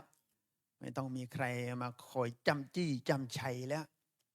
ถ้าเรายังเป็นผู้ใหม่ต้องมีครูบาอาจารย์คอยจำจี้จำชัยไอ้นี่ไม่ถูกไอ้นี่ต้องปฏิบัติอย่างนี้ทำอย่างนี้เป็นต้นนั้นผู้บวชใหม่เนี่ยถ้าอดทนไม่ได้ก็จะเกิดผลเสียกับตนเองเรียกว่าอันตรายของผู้บวชใหม่นั่นเองอันตรายของผู้บวชใหม่อุมิพยังภัยคลื่นอุมิพยังภัยคลื่นคือทนไม่ได้จากคำสอนของครูบาอาจารย์นั้นถ้าผู้บวชใหม่ว่าจะเป็นพระเป็นแม่ชีนะทนกับคำบ่นคำตำหนิของครูบาอาจารย์ไม่ได้ไม่มีทางได้ดีไม่มีทางได้ดียากที่จะได้ดีไม่ค่อยสนใจที่จะฟังไม่ค่อยสนใจที่จะทำตามนี่เป็นอันตรายที่น่ากลัวเป็นภัยที่จะเกิดขึ้นกับผู้บวชใหม่ทุกท่านอันนี้เราต้องมีความอดทนต่อคำแนะนำสั่งสอนของครูบาอาจารย์ต้องอยู่ในการดูแลของท่านเนี่ยเรียกว่าถือนิสัยไม่ชีก็ต้องถือนิสัยเหมือนกันเพราะเป็นนักบวชเป็นผู้มาใหม่ยังไม่รู้จากข้อวัดปฏิบัติของความเป็นนักบวชก็ต้องอาศัยครูบาอาจารย์อาศัยอุปชฌาย์คอยบอกกล่าวแนะนำเพื่อจะได้แนวทางที่ถูกต้องแต่ว่าร่ำเปิงเราผู้บวชใหม่ว่าจะเป็นพระเป็นแม่ชีก็จะมีพี่เลี้ยงคอยดูแลทางพระก็มีพระพี่เลี้ยงคอยดูแลทางแม่ชีก็มีพี่เลี้ยงคอยดูแลแต่เป็นผู้บวชก่อนพอมีประสบการณ์ในทางธรรมก็จะบอกกล่าวแนะนำว่าอะไรที่เราควรทำควรปฏิบัติอย่างไรเพื่อความดีงามเพื่อความเจริญงอกงามในการอยู่ในธรรมวินัยนั่นเอง นั้นรอสักครู่หนึ่งพอทางคณะผู้บวชไม่ชีครองผ้าเสร็จก็ขึ้นมาประจำที่ก็จะได้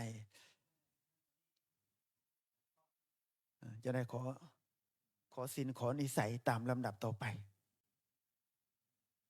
ถ้าพร้อมแล้วก็ขึ้นมาประจำที่เหมือนเดิมตอนนี้ครองผ้าเสร็จแล้วดูดีขึ้นจะมีสง่าราศีออร่าตอนแรกนี่ยังไม่ได้นุ่งผ้าครองนี่ยังไม่ค่อยออร่าเท่าไหร่อันนี้แค่นุ่งผ้าครองนะก็ยังเกิดความออร่าถ้าสมาทานศีลแล้วยิ่งจะออร่ากว่านี้อีกศีลเป็นอาภรณ์ศีลนี้เป็นอาภรณ์ทำให้คนงามทำให้คนดูดีมีออร่านั้นคณะผู้บวชพร้อมกันแล้วลำดับต่อไปจะเข้าสู่ขั้นตอนในเรื่องของการสมาทานศีลเรียนเชิญตัวแทนของคณะผู้บวชแม่ชีหนึ่งท่านได้ถวายพานขอศีลแด่พระอุปชฌาย์ขอเจริญพร梦圆到前面供养那个求书卷。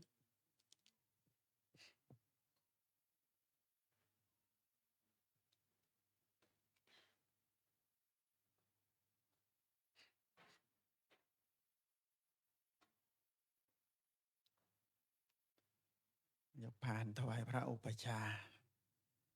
เสร็จแล้วกลับไปนั่งที่เดิมของเรา回到位置。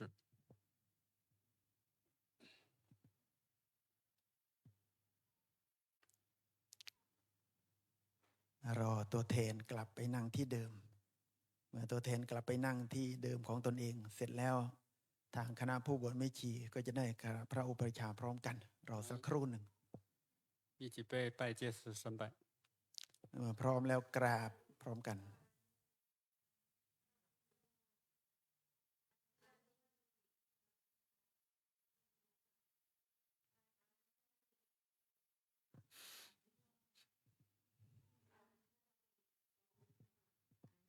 กล่าวคำสมาทานศีลพร้อมกันไม่ยังพันเต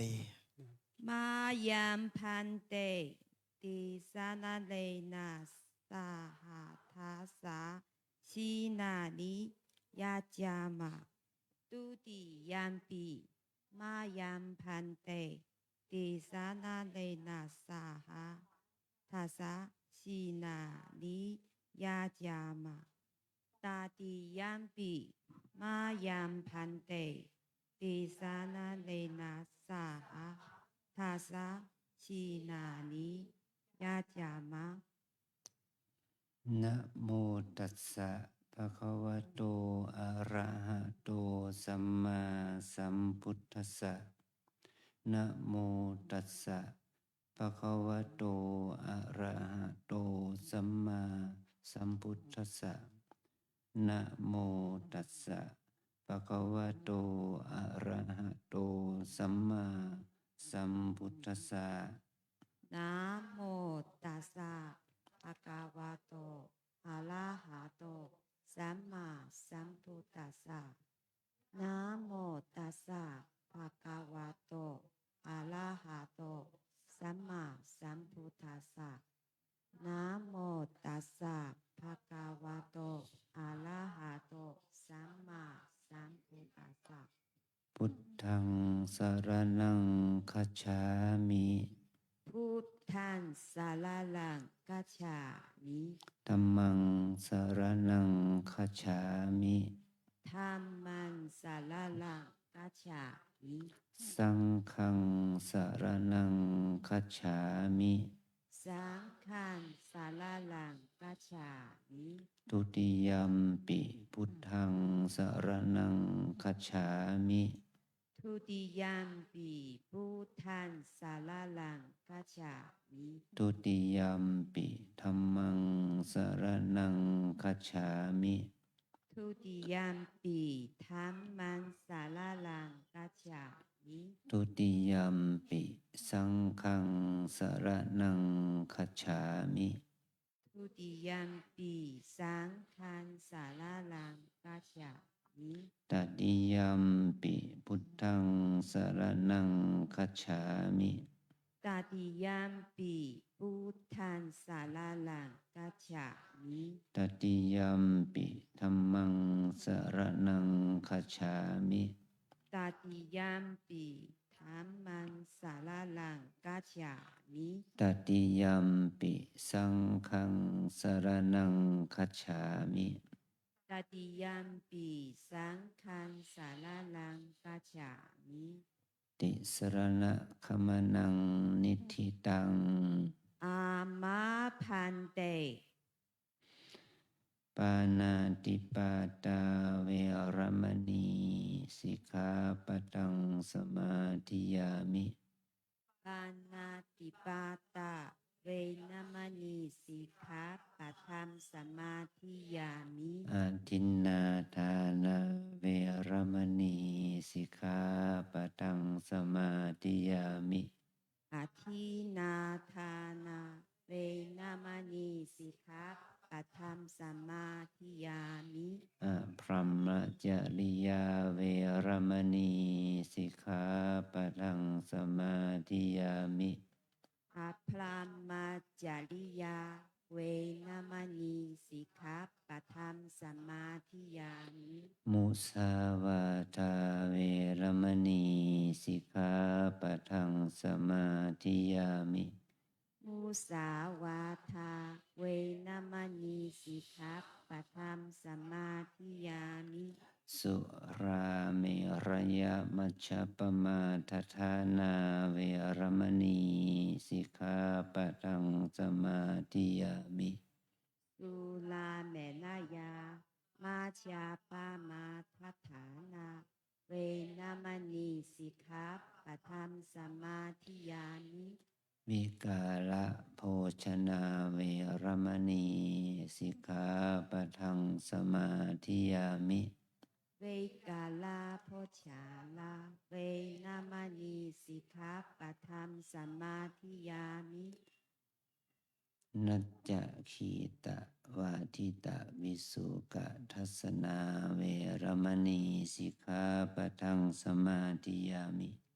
นาจาคิตาวาทิตาวิสุกะทัสสานาเวนมณีสิกขาปะทังสมาธิยามิ มาลาคันทะวิเลปนะธารณะมันดนะวิภูสนัฏฐานาเวรมณีสิกขาปะทังสมาธิยามิ มาลาคันทาเวเดปานะทานานะมันคณะเวทุสานาฐานาเวนมณีสิกขาปะทังสมาธิยามิ อุจจาสยนะมาสยนาเวรมณีสิกขาปะทังสมาธิยามิ อุจจาสายนามหาสายนาเวนมณีสิกขาปะทังสมาธิยามิ ชาตรูปะราชตะปฏิกหานาเวรมณี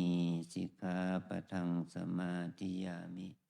ชัตตาลูปานาชัตตาปฏิฆาหานา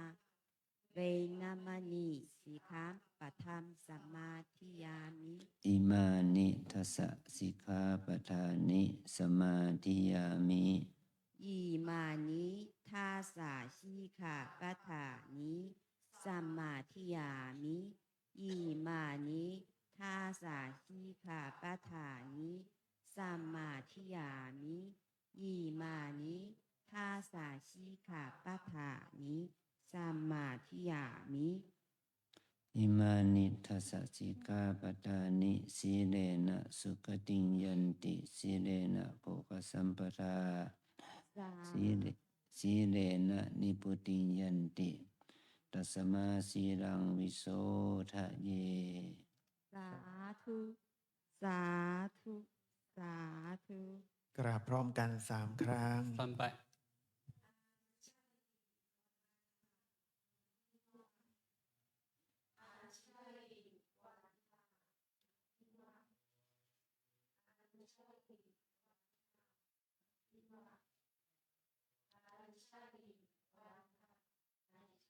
ขอตัวแทนแม่ชี1 ท่าน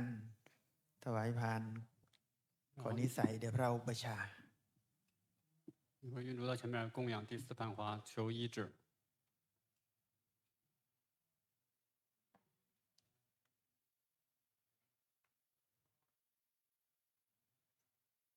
เป็นการขอนิสัย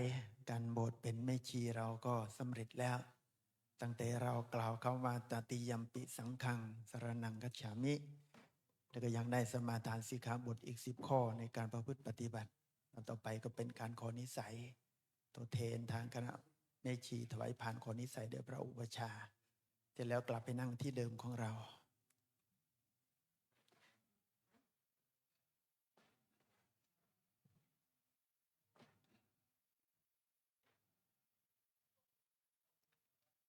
รอสักครู่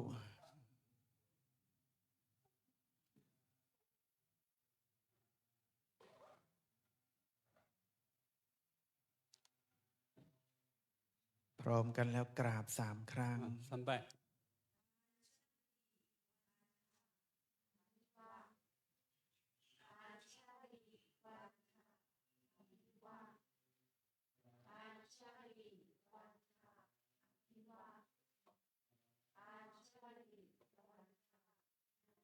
กล่าวคำขอนิสัยพร้อมกัน然后背那个求医指那段。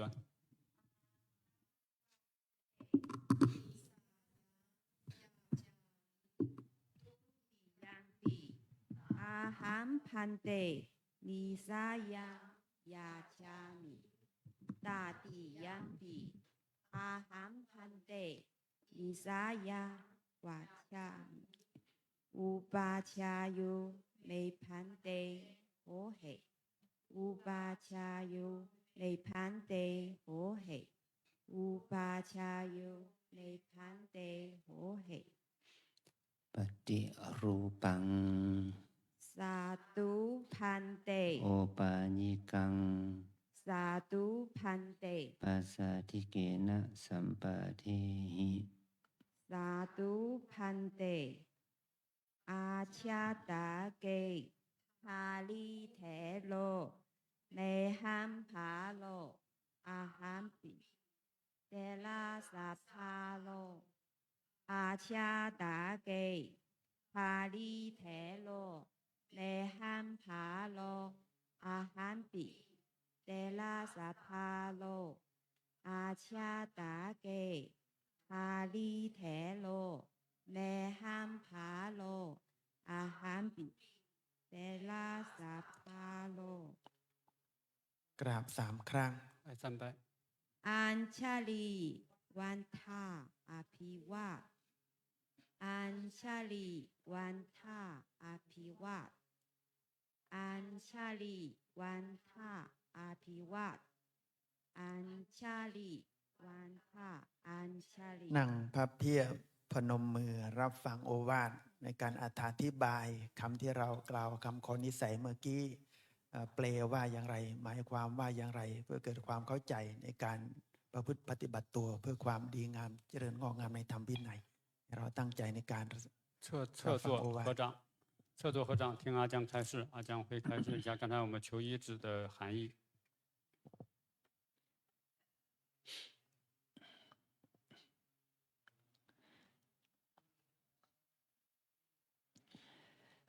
การบวชของเรานั้นจะเป็นนักบวชนั้นสำเร็จได้ด้วยการที่เราน้อมเอาพระพุทธเจ้าพระธรรมพระสงฆ์เอาว่าเป็นสรณะในสมัยพุทธกาลเมื่อพระสัมมาสัมพุทธเจ้าได้ทรงอนุญาตให้พระสงฆ์บวชกุณบุตรได้โดยที่ไม่ต้องนำมาบวชกับพระพุทธองค์พระองค์ก็ใช้วิธีนี้ให้กุณบุตรนั้นได้กราบนั่งกโยงกราบภิกษุเป็นวาจาขอถึงพระพุทธเจ้าพระธรรมพระสงฆ์ว่าเป็นสรณะ3 ครั้งก็สำเร็จเป็นพระภิกษุต่อมาเมื่อพระองค์ได้อนุญาตมีการบวชเป็นสามเณรก็เป็นการเปลี่ยนวิธีการบวชไตรสรณคมมาบวชสามเณรโดยให้กุณบุตรตัวน้อยนั้นได้มา เปล่งวาจาขอถึงพระพุทธเจ้าพระธรรมสงฆ์ว่าเป็นสานะก็สำเร็จความเป็นสามเณรนี่เรามาบวชเป็นแม่ชีแล้วก็เช่นเดียวกันเรามาเปล่งวาจาขอถึงพระพุทธเจ้าพระธรรมพระสงฆ์ว่าเป็นสรณะนี่คือการบวชเป็นแม่ชีส่วนการถือศีลนั้นไม่ควรถือว่าเป็นศีล8ศีล10ศีลของเรามีศีลเยอะแยะเป็นร้อยเป็นพันข้อวัดปฏิบัติระเบียบกฎเกณฑ์ใดๆที่ดีงามนั่นแหละเป็นข้อศีลของเราแต่ศีลที่ท่านให้เราถือเขานี้เป็นศีลปฏิโมกข์อนุโลมมาเอาศีลของสามเณรเอามาประพฤติปฏิบัติในช่วงที่เราปฏิบัติในช่วงที่เราบวชในระยะสั้นๆนี้ให้เราได้สื่อศีลบารมีให้เคร่งครัดขึ้นนี่คือสำคัญก็การบวชของเราจะสำเร็จได้โดยการถือพระไตรสรณคมนะแต่สื่อศีลมันก็ถือได้โดยอาศัยศีล10และศีลข้อเสขียวัตรน้อยใหญ่ถือว่าเป็นศีลมากกว่า10เป็นนับเป็นร้อยที่เรามาบวชเนี่ยข้อศีลข้อวัดก็ทำให้เรานั้นได้ขัดเกลาตัวเองแม้ว่าแม่ชีที่บวชก่อนนั้นท่านไม่ได้ให้เราถือศีล10ขาดข้อเดียวคือไม่ท่านให้เราเปิดทางให้เขาถือเงินที่ทองรับเงินรับทองได้แต่ถ้าเรามาบวชระยะสั้นเนี่ยเราจะต้องการให้ได้บุญได้บารมีขึ้นก็ให้เราถือเพิ่มขึ้นอีกข้อเดียวศีล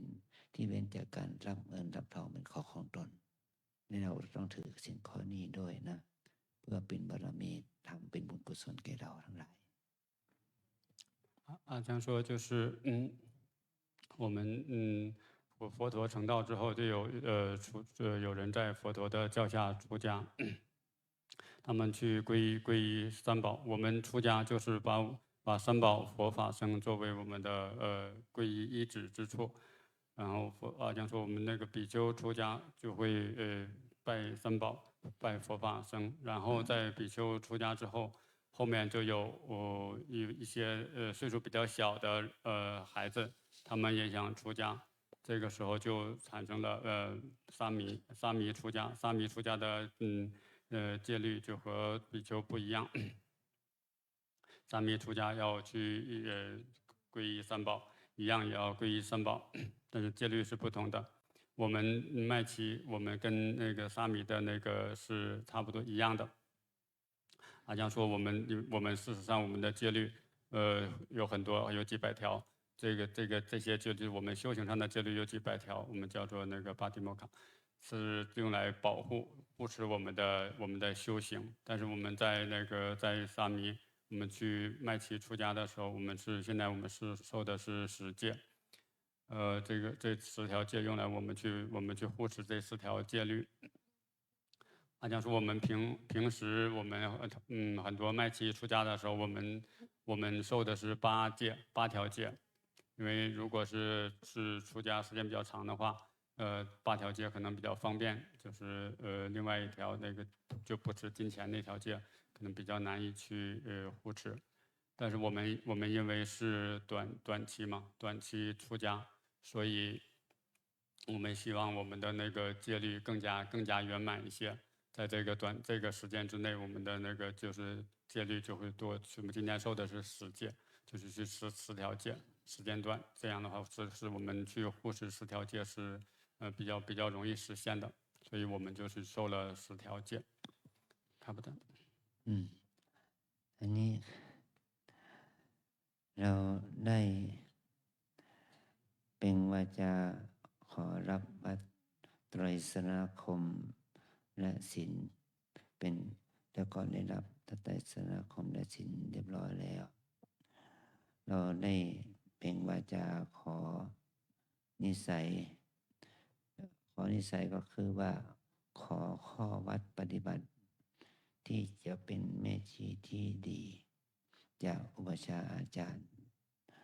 ต่อพี่เลี้ยงว่าเราจะเป็นแม่ชีที่ดีได้โดยอาศัยมีข้อวัดปฏิบัติอย่างไรเรียกว่าข้อนิสัย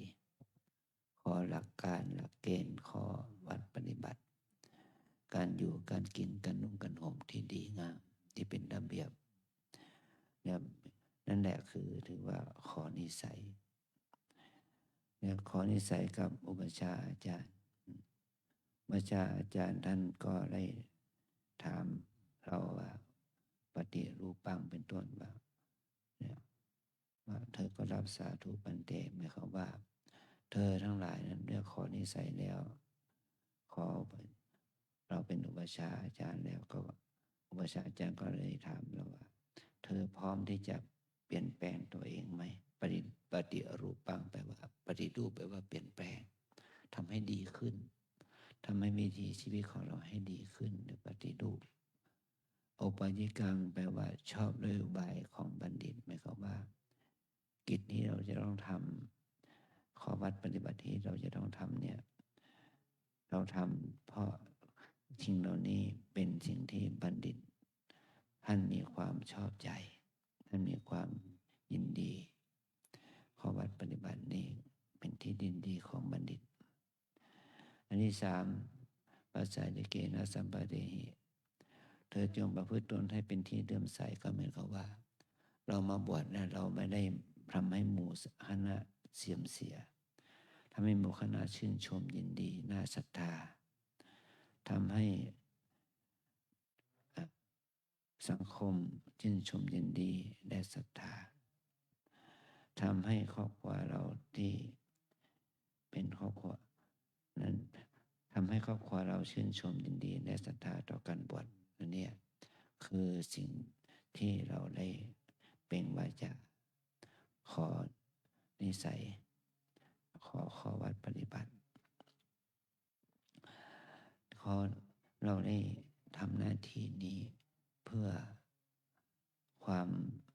งดงามของหมู่คณะเป็นสังฆะโสปโนแปลว่าหมู่คณะงดงามหมู่คณะที่เรามาอยู่ด้วยกันก็มีตั้งแต่ภิกษุภิกษุณีสามเณรแม่ชีโยคีทั้งชาวไทยชาวต่างประเทศถ้าเราไม่มีกฎเกณฑ์ระเบียบมันก็ทำให้วุ่นวายแต่ถ้าเรามาบวชเนี่ยเราก็ทำให้สังคมวัดวาอารามของเราได้รับความชื่นชมว่าสงบเรียบร้อยน่าเลื่อมใสศรัทธานี่คือเราทิ้งเหล่านี้เราจึงให้โอกาสให้เราได้ประพฤติปฏิบัตินะ阿江说：“我们求受戒之后，然后我们又去念了求医子的那一段。求医子的话，就是我们去祈求一直在阿江坐下，跟遵从阿江的教导，以及其他老师的去教导，去在这儿去修行学习。然后阿江在我们在念那个仪轨的时候，阿江问了我们问题，一个是说就是我们有没有准备好去通过修行来改变自己的内心，然后我们有没有这种意乐，这种内在的喜悦想去做这个事情，并且我们要去让我们的举止行为都比较适宜，就是按照我们的规则去做，所有的行为都按照我们的要求，按照我们的规则去做，让别人看到我们这个形象举止都很合适，这也是一种修行。而且我们这是团队的生活，不管是中国人还是泰国人，比丘或者是萨弥，我们在一起生活，就要有一些规则。我们求医子的时候，就是说我们要承诺去遵守这些规则。如果没有不遵守这些规则的话，我们这个团队大家在一起就会很乱，就会没办法去维持正常的我们的修行和生活。所以这是我们在那个求医子里边，阿江是我们念的那段仪轨的那个含义。看不到。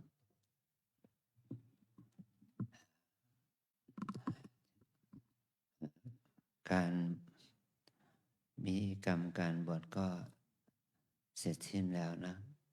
ขออนุโมทนา ต่อความดีงามที่เราได้เข้ามา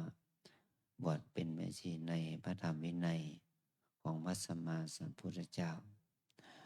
ขออนุโมทนาต่อนาคต่อวาสุวาสิกาทั้งหลายที่มาร่วมมุทิตาอนุโมทนาบุญกับคณะแม่ชีทั้ง9 ท่าน ที่จะได้มาบวชปฏิบัติรวมทั้งภิกษุณีที่ได้มาร่วมปฏิบัติในโครงการนี้จากประเทศจีนขอพารามิขอความดีงามนี้จงเป็นอานิสงส์ให้แม่ชีใหม่แล้วทั้งอุบาสกอุบาสิกาศรัทธาญาติโยมทั้งหลายที่ได้มีความตั้งใจแน่วแน่ที่จะประพฤติปฏิบัติตามธรรมวินัยตามหลักคำสอนของพระสัมมาสัมพุทธเจ้าที่ครูบาอาจารย์ท่านได้สืบทอดกันมาถึงทุกวันนี้ขอพลังบุญนี้จงเป็นอานิสงส์ให้เราทั้งหลายได้จะเดินในพระธรรมวินัยให้เป็นบุญเป็นกุศลแก่ชีวิตแก่ตนแก่ครอบครัวแก่ประชาแก่สังคมประกับและแก่ประเทศชาติบ้านเมืองให้เข้าถึงสันติสุขให้เข้าถึงความสงบร่มเย็นทางด้านจิตใจให้เจริญในสมาปฏิบัติตามหลักโอวาทปฏิโมกข์คำสอนของพระพุทธเจ้าในบทว่าที่จิตเตจะอายุโกการกระทำจิตให้ยิ่งการกระทำจิตให้มีสติมีสมาธิมีปัญญาให้ยิ่งขึ้นไปนี่คือเป็นสิ่งที่พระสัมมาสัมพุทธเจ้าได้ทรงแนะนำคำสอนขอพลังบุญนี้จงเป็นปัจจัยเกื้อกูลเราให้งอกงามไปบุญในสมาปฏิบัติถึงพร้อมด้วยศีลสมาธิปัญญาอายุวันนะสุขภาละเป็นปัจจัยให้ถึงความดับทุกข์ให้ถึงสันติสุขคือมรรคผลนิพพานจงบังเกิดผลแก่พวกเราทั้งหลายจงทุกข์หน้ากันด้วยเถิด阿江说，就是我们阿江非常随喜大家9位去出家成为麦琪。我们这个仪轨里边，就是我们出家的部分，到这步就是出家已经完成，我们现在已经成为正式的出家人。阿江说非常随喜大家，并且非常感谢所有参加活动的所有的人。还有就是我们汉传我们中国的比丘尼师傅能够参加这个活动，阿江非常感谢大家。阿江说我们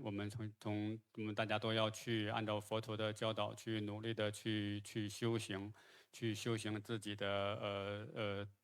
定念和慧，就是正念和智慧，去提升。这是佛陀教导我们佛法的这些主要的目的，就是为了我们提升我们的正念，提升我们的正定和智慧。通过提升我们这些智慧正念，让我们的修行和生活变得更好。就是我们就会在生活中变得那个，我们那个就是巴利语那几句话，就是我们会富足，会健康，会容貌庄严。但是我们除了这些之外，我们更重要的目的，我们公正的目的是通过修行增强我们的那个正念、正定和智慧，通过这些我们最终达到我们的道果涅槃。所以非常随喜大家参加今天的活动。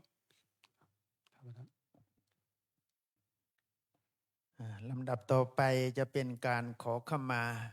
เรียนเชิญตัวแทนแม่ชี1 ท่านได้ถือพานขอขมาพระอุปัชฌาย์ครูบาอาจารย์ขอเจริญพร。然后下面是跟僧团和戒师忏悔。ลุกเลย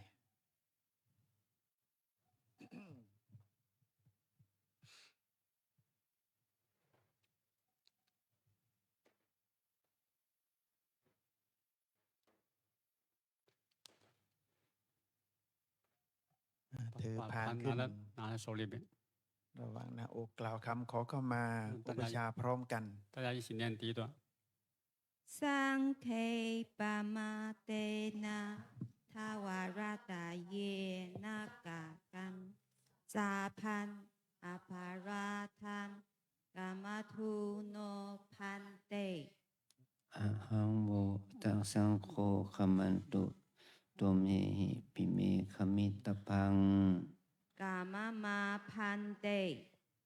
อาจาริเยปามาเตนะทวารตาเยนะกัตถันสาพันอปาราทังกามาทุโนพันเต อะหังโวขมามิตุมเฮหิปิเมขมิตพัง กามามาพันเต ถวายพาน 把 เดี๋ยวพระ 把 อุ 花 ป 供给 ชา 阿江。 เสร็จแล้วกลับที่นั่งเดิมของเรา 回到座位。 ตัวแทนแม่ชีกลับที่นั่งเดิมของตนเองเสร็จแล้วก็จะได้กราบพระอุปชฌาย์พร้อมกัน3 ครั้ง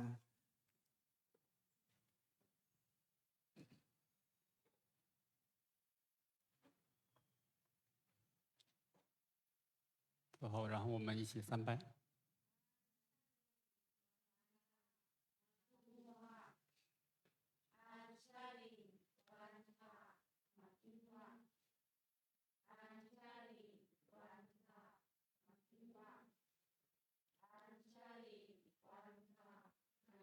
ลำดับต่อไปจะเป็นการถวายปัจจัยทายทานรอสักครู่หนึ่งก่อนให้ทางเจ้าหน้าที่ได้จะเตรียมทายทานวางหน้าพระอุปชฌาย์และพระอันดำเสร็จจากนั้นก็จะได้เรียนเชิญตัวแทนแม่ชี7 ท่านด้วยกันให้ถวายปัจจัยทายทานรอสักครู่ 等一下，下一步我们是给师傅们供养那个花。等一下摆好。 เสร็จแล้วนะเรียนเชิญตัวแทนแม่ชี7 ท่าน 5位到前边。 อันหนึ่งไปถวายพระพุทธ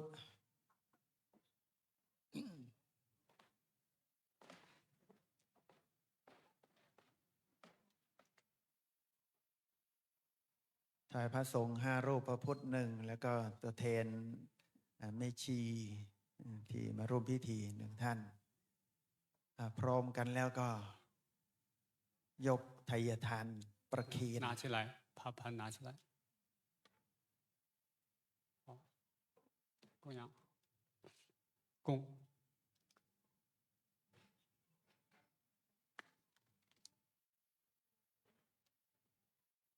กราบ3 ครั้งพร้อมกัน 3拜。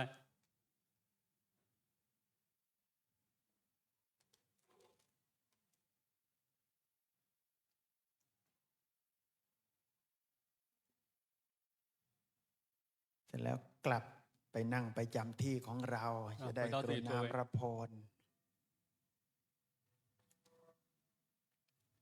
พิธีบวชแม่ชีก็เสร็จแล้วในช่วงเช้า 我们麦琪出家的那个仪式就完成了。 ช่วงบ่ายก็จะมีพิธีบวชพระเรียนเชิญทางคณะแม่ชีคณะศรัทธาญาติโยมมาร่วมพิธีบุญกันอีกวาระหนึ่งในช่วงบ่ายเช้าพิธีบวชแม่ชีก็เสร็จลำดับต่อไปจะได้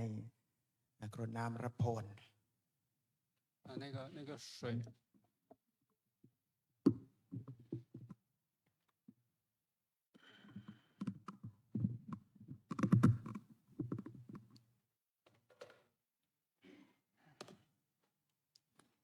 双手拿着那个水拿起来，阿江开始念就开始倒水。 ยะถาวาริวะหาปุราปาริปุเรนติ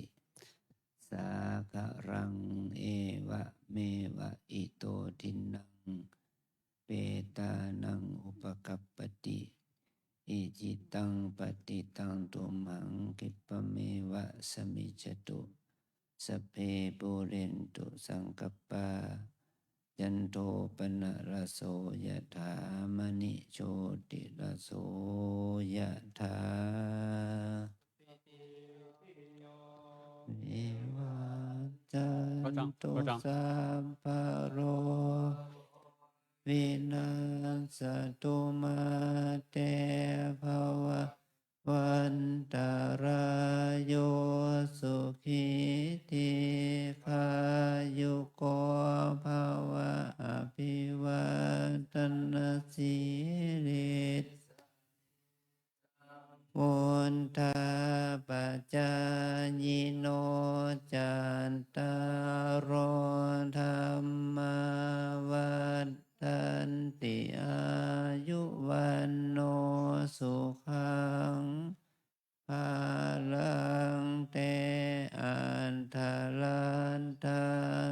กิตาวิรุณสาสเนอโรคาสุขิตาโหทัสหัสสะติพิเตอันทรันทาสุขิตา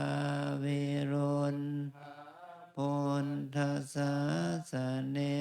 อโรคาสุขิโห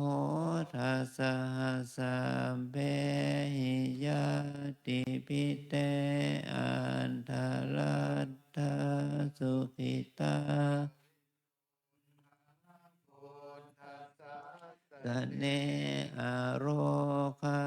สุขิโหทัสสะหัสสะเปหิยาติปิภวตุสัมภมังตุสัมภเทวตาสัมภพุทธานุภาเวนัสสัทธาภวันตุเตภวตุสัมภมังคลังรักขันตุสัมภเทวตาสัมนุภาเวนัสสัทธาโสทิภวันตุเต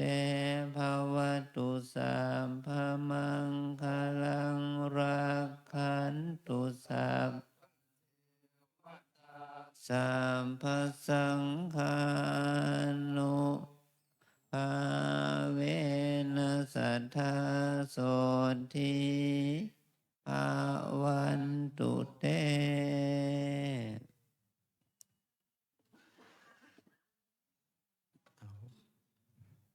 ไหว้พระกราบอุปชฌาย์พร้อมกัน3 ครั้งก่อน 三拜， เอาขยับไอ้นั่นออก 把那个杯子拿旁边。 กราบพร้อมกัน3 ครั้ง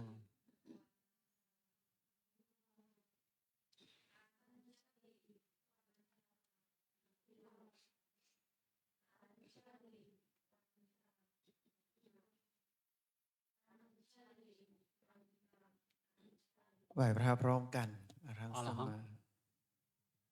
好了哈，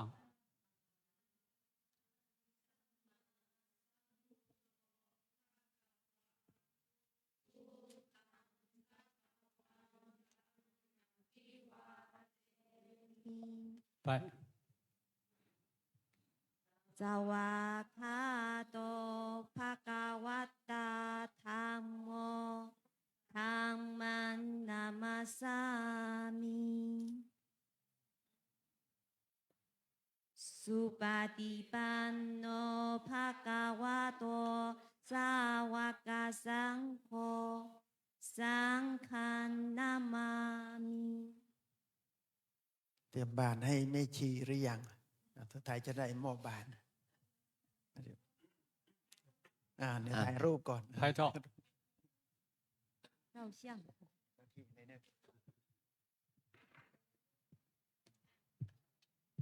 เอาภิกษุณีด้วยเชิญภิกษุณีเชิญภิกษุณีเข้ามาร่วม 比丘尼师傅们可以一起来拍照。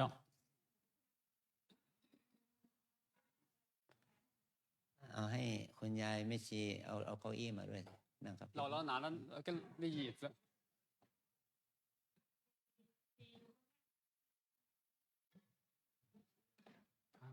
没，他们家里把椅子给姥姥拿过去。 เอาแม่ชีเราแม่ชีมาเอาแม่ชีท่านมาด้วยสิธรรมจักรกายานีกับมหายานี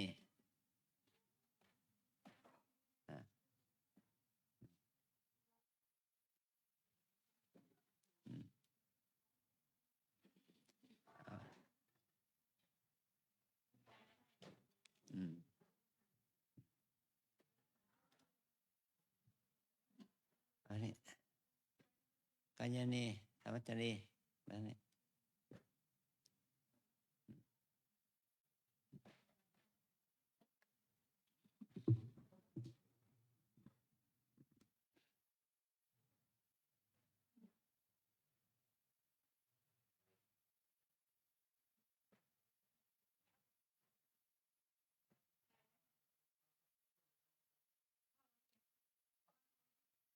有过这边来，在这边一个人。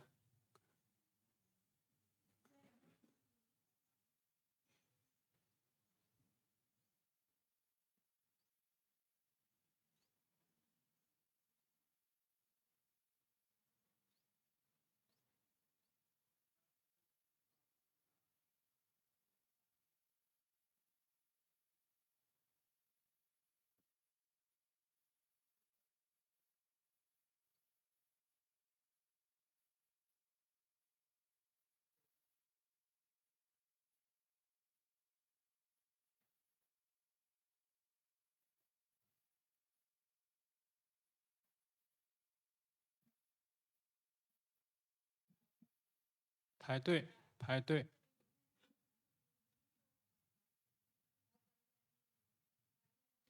等一下，等一下，排好队。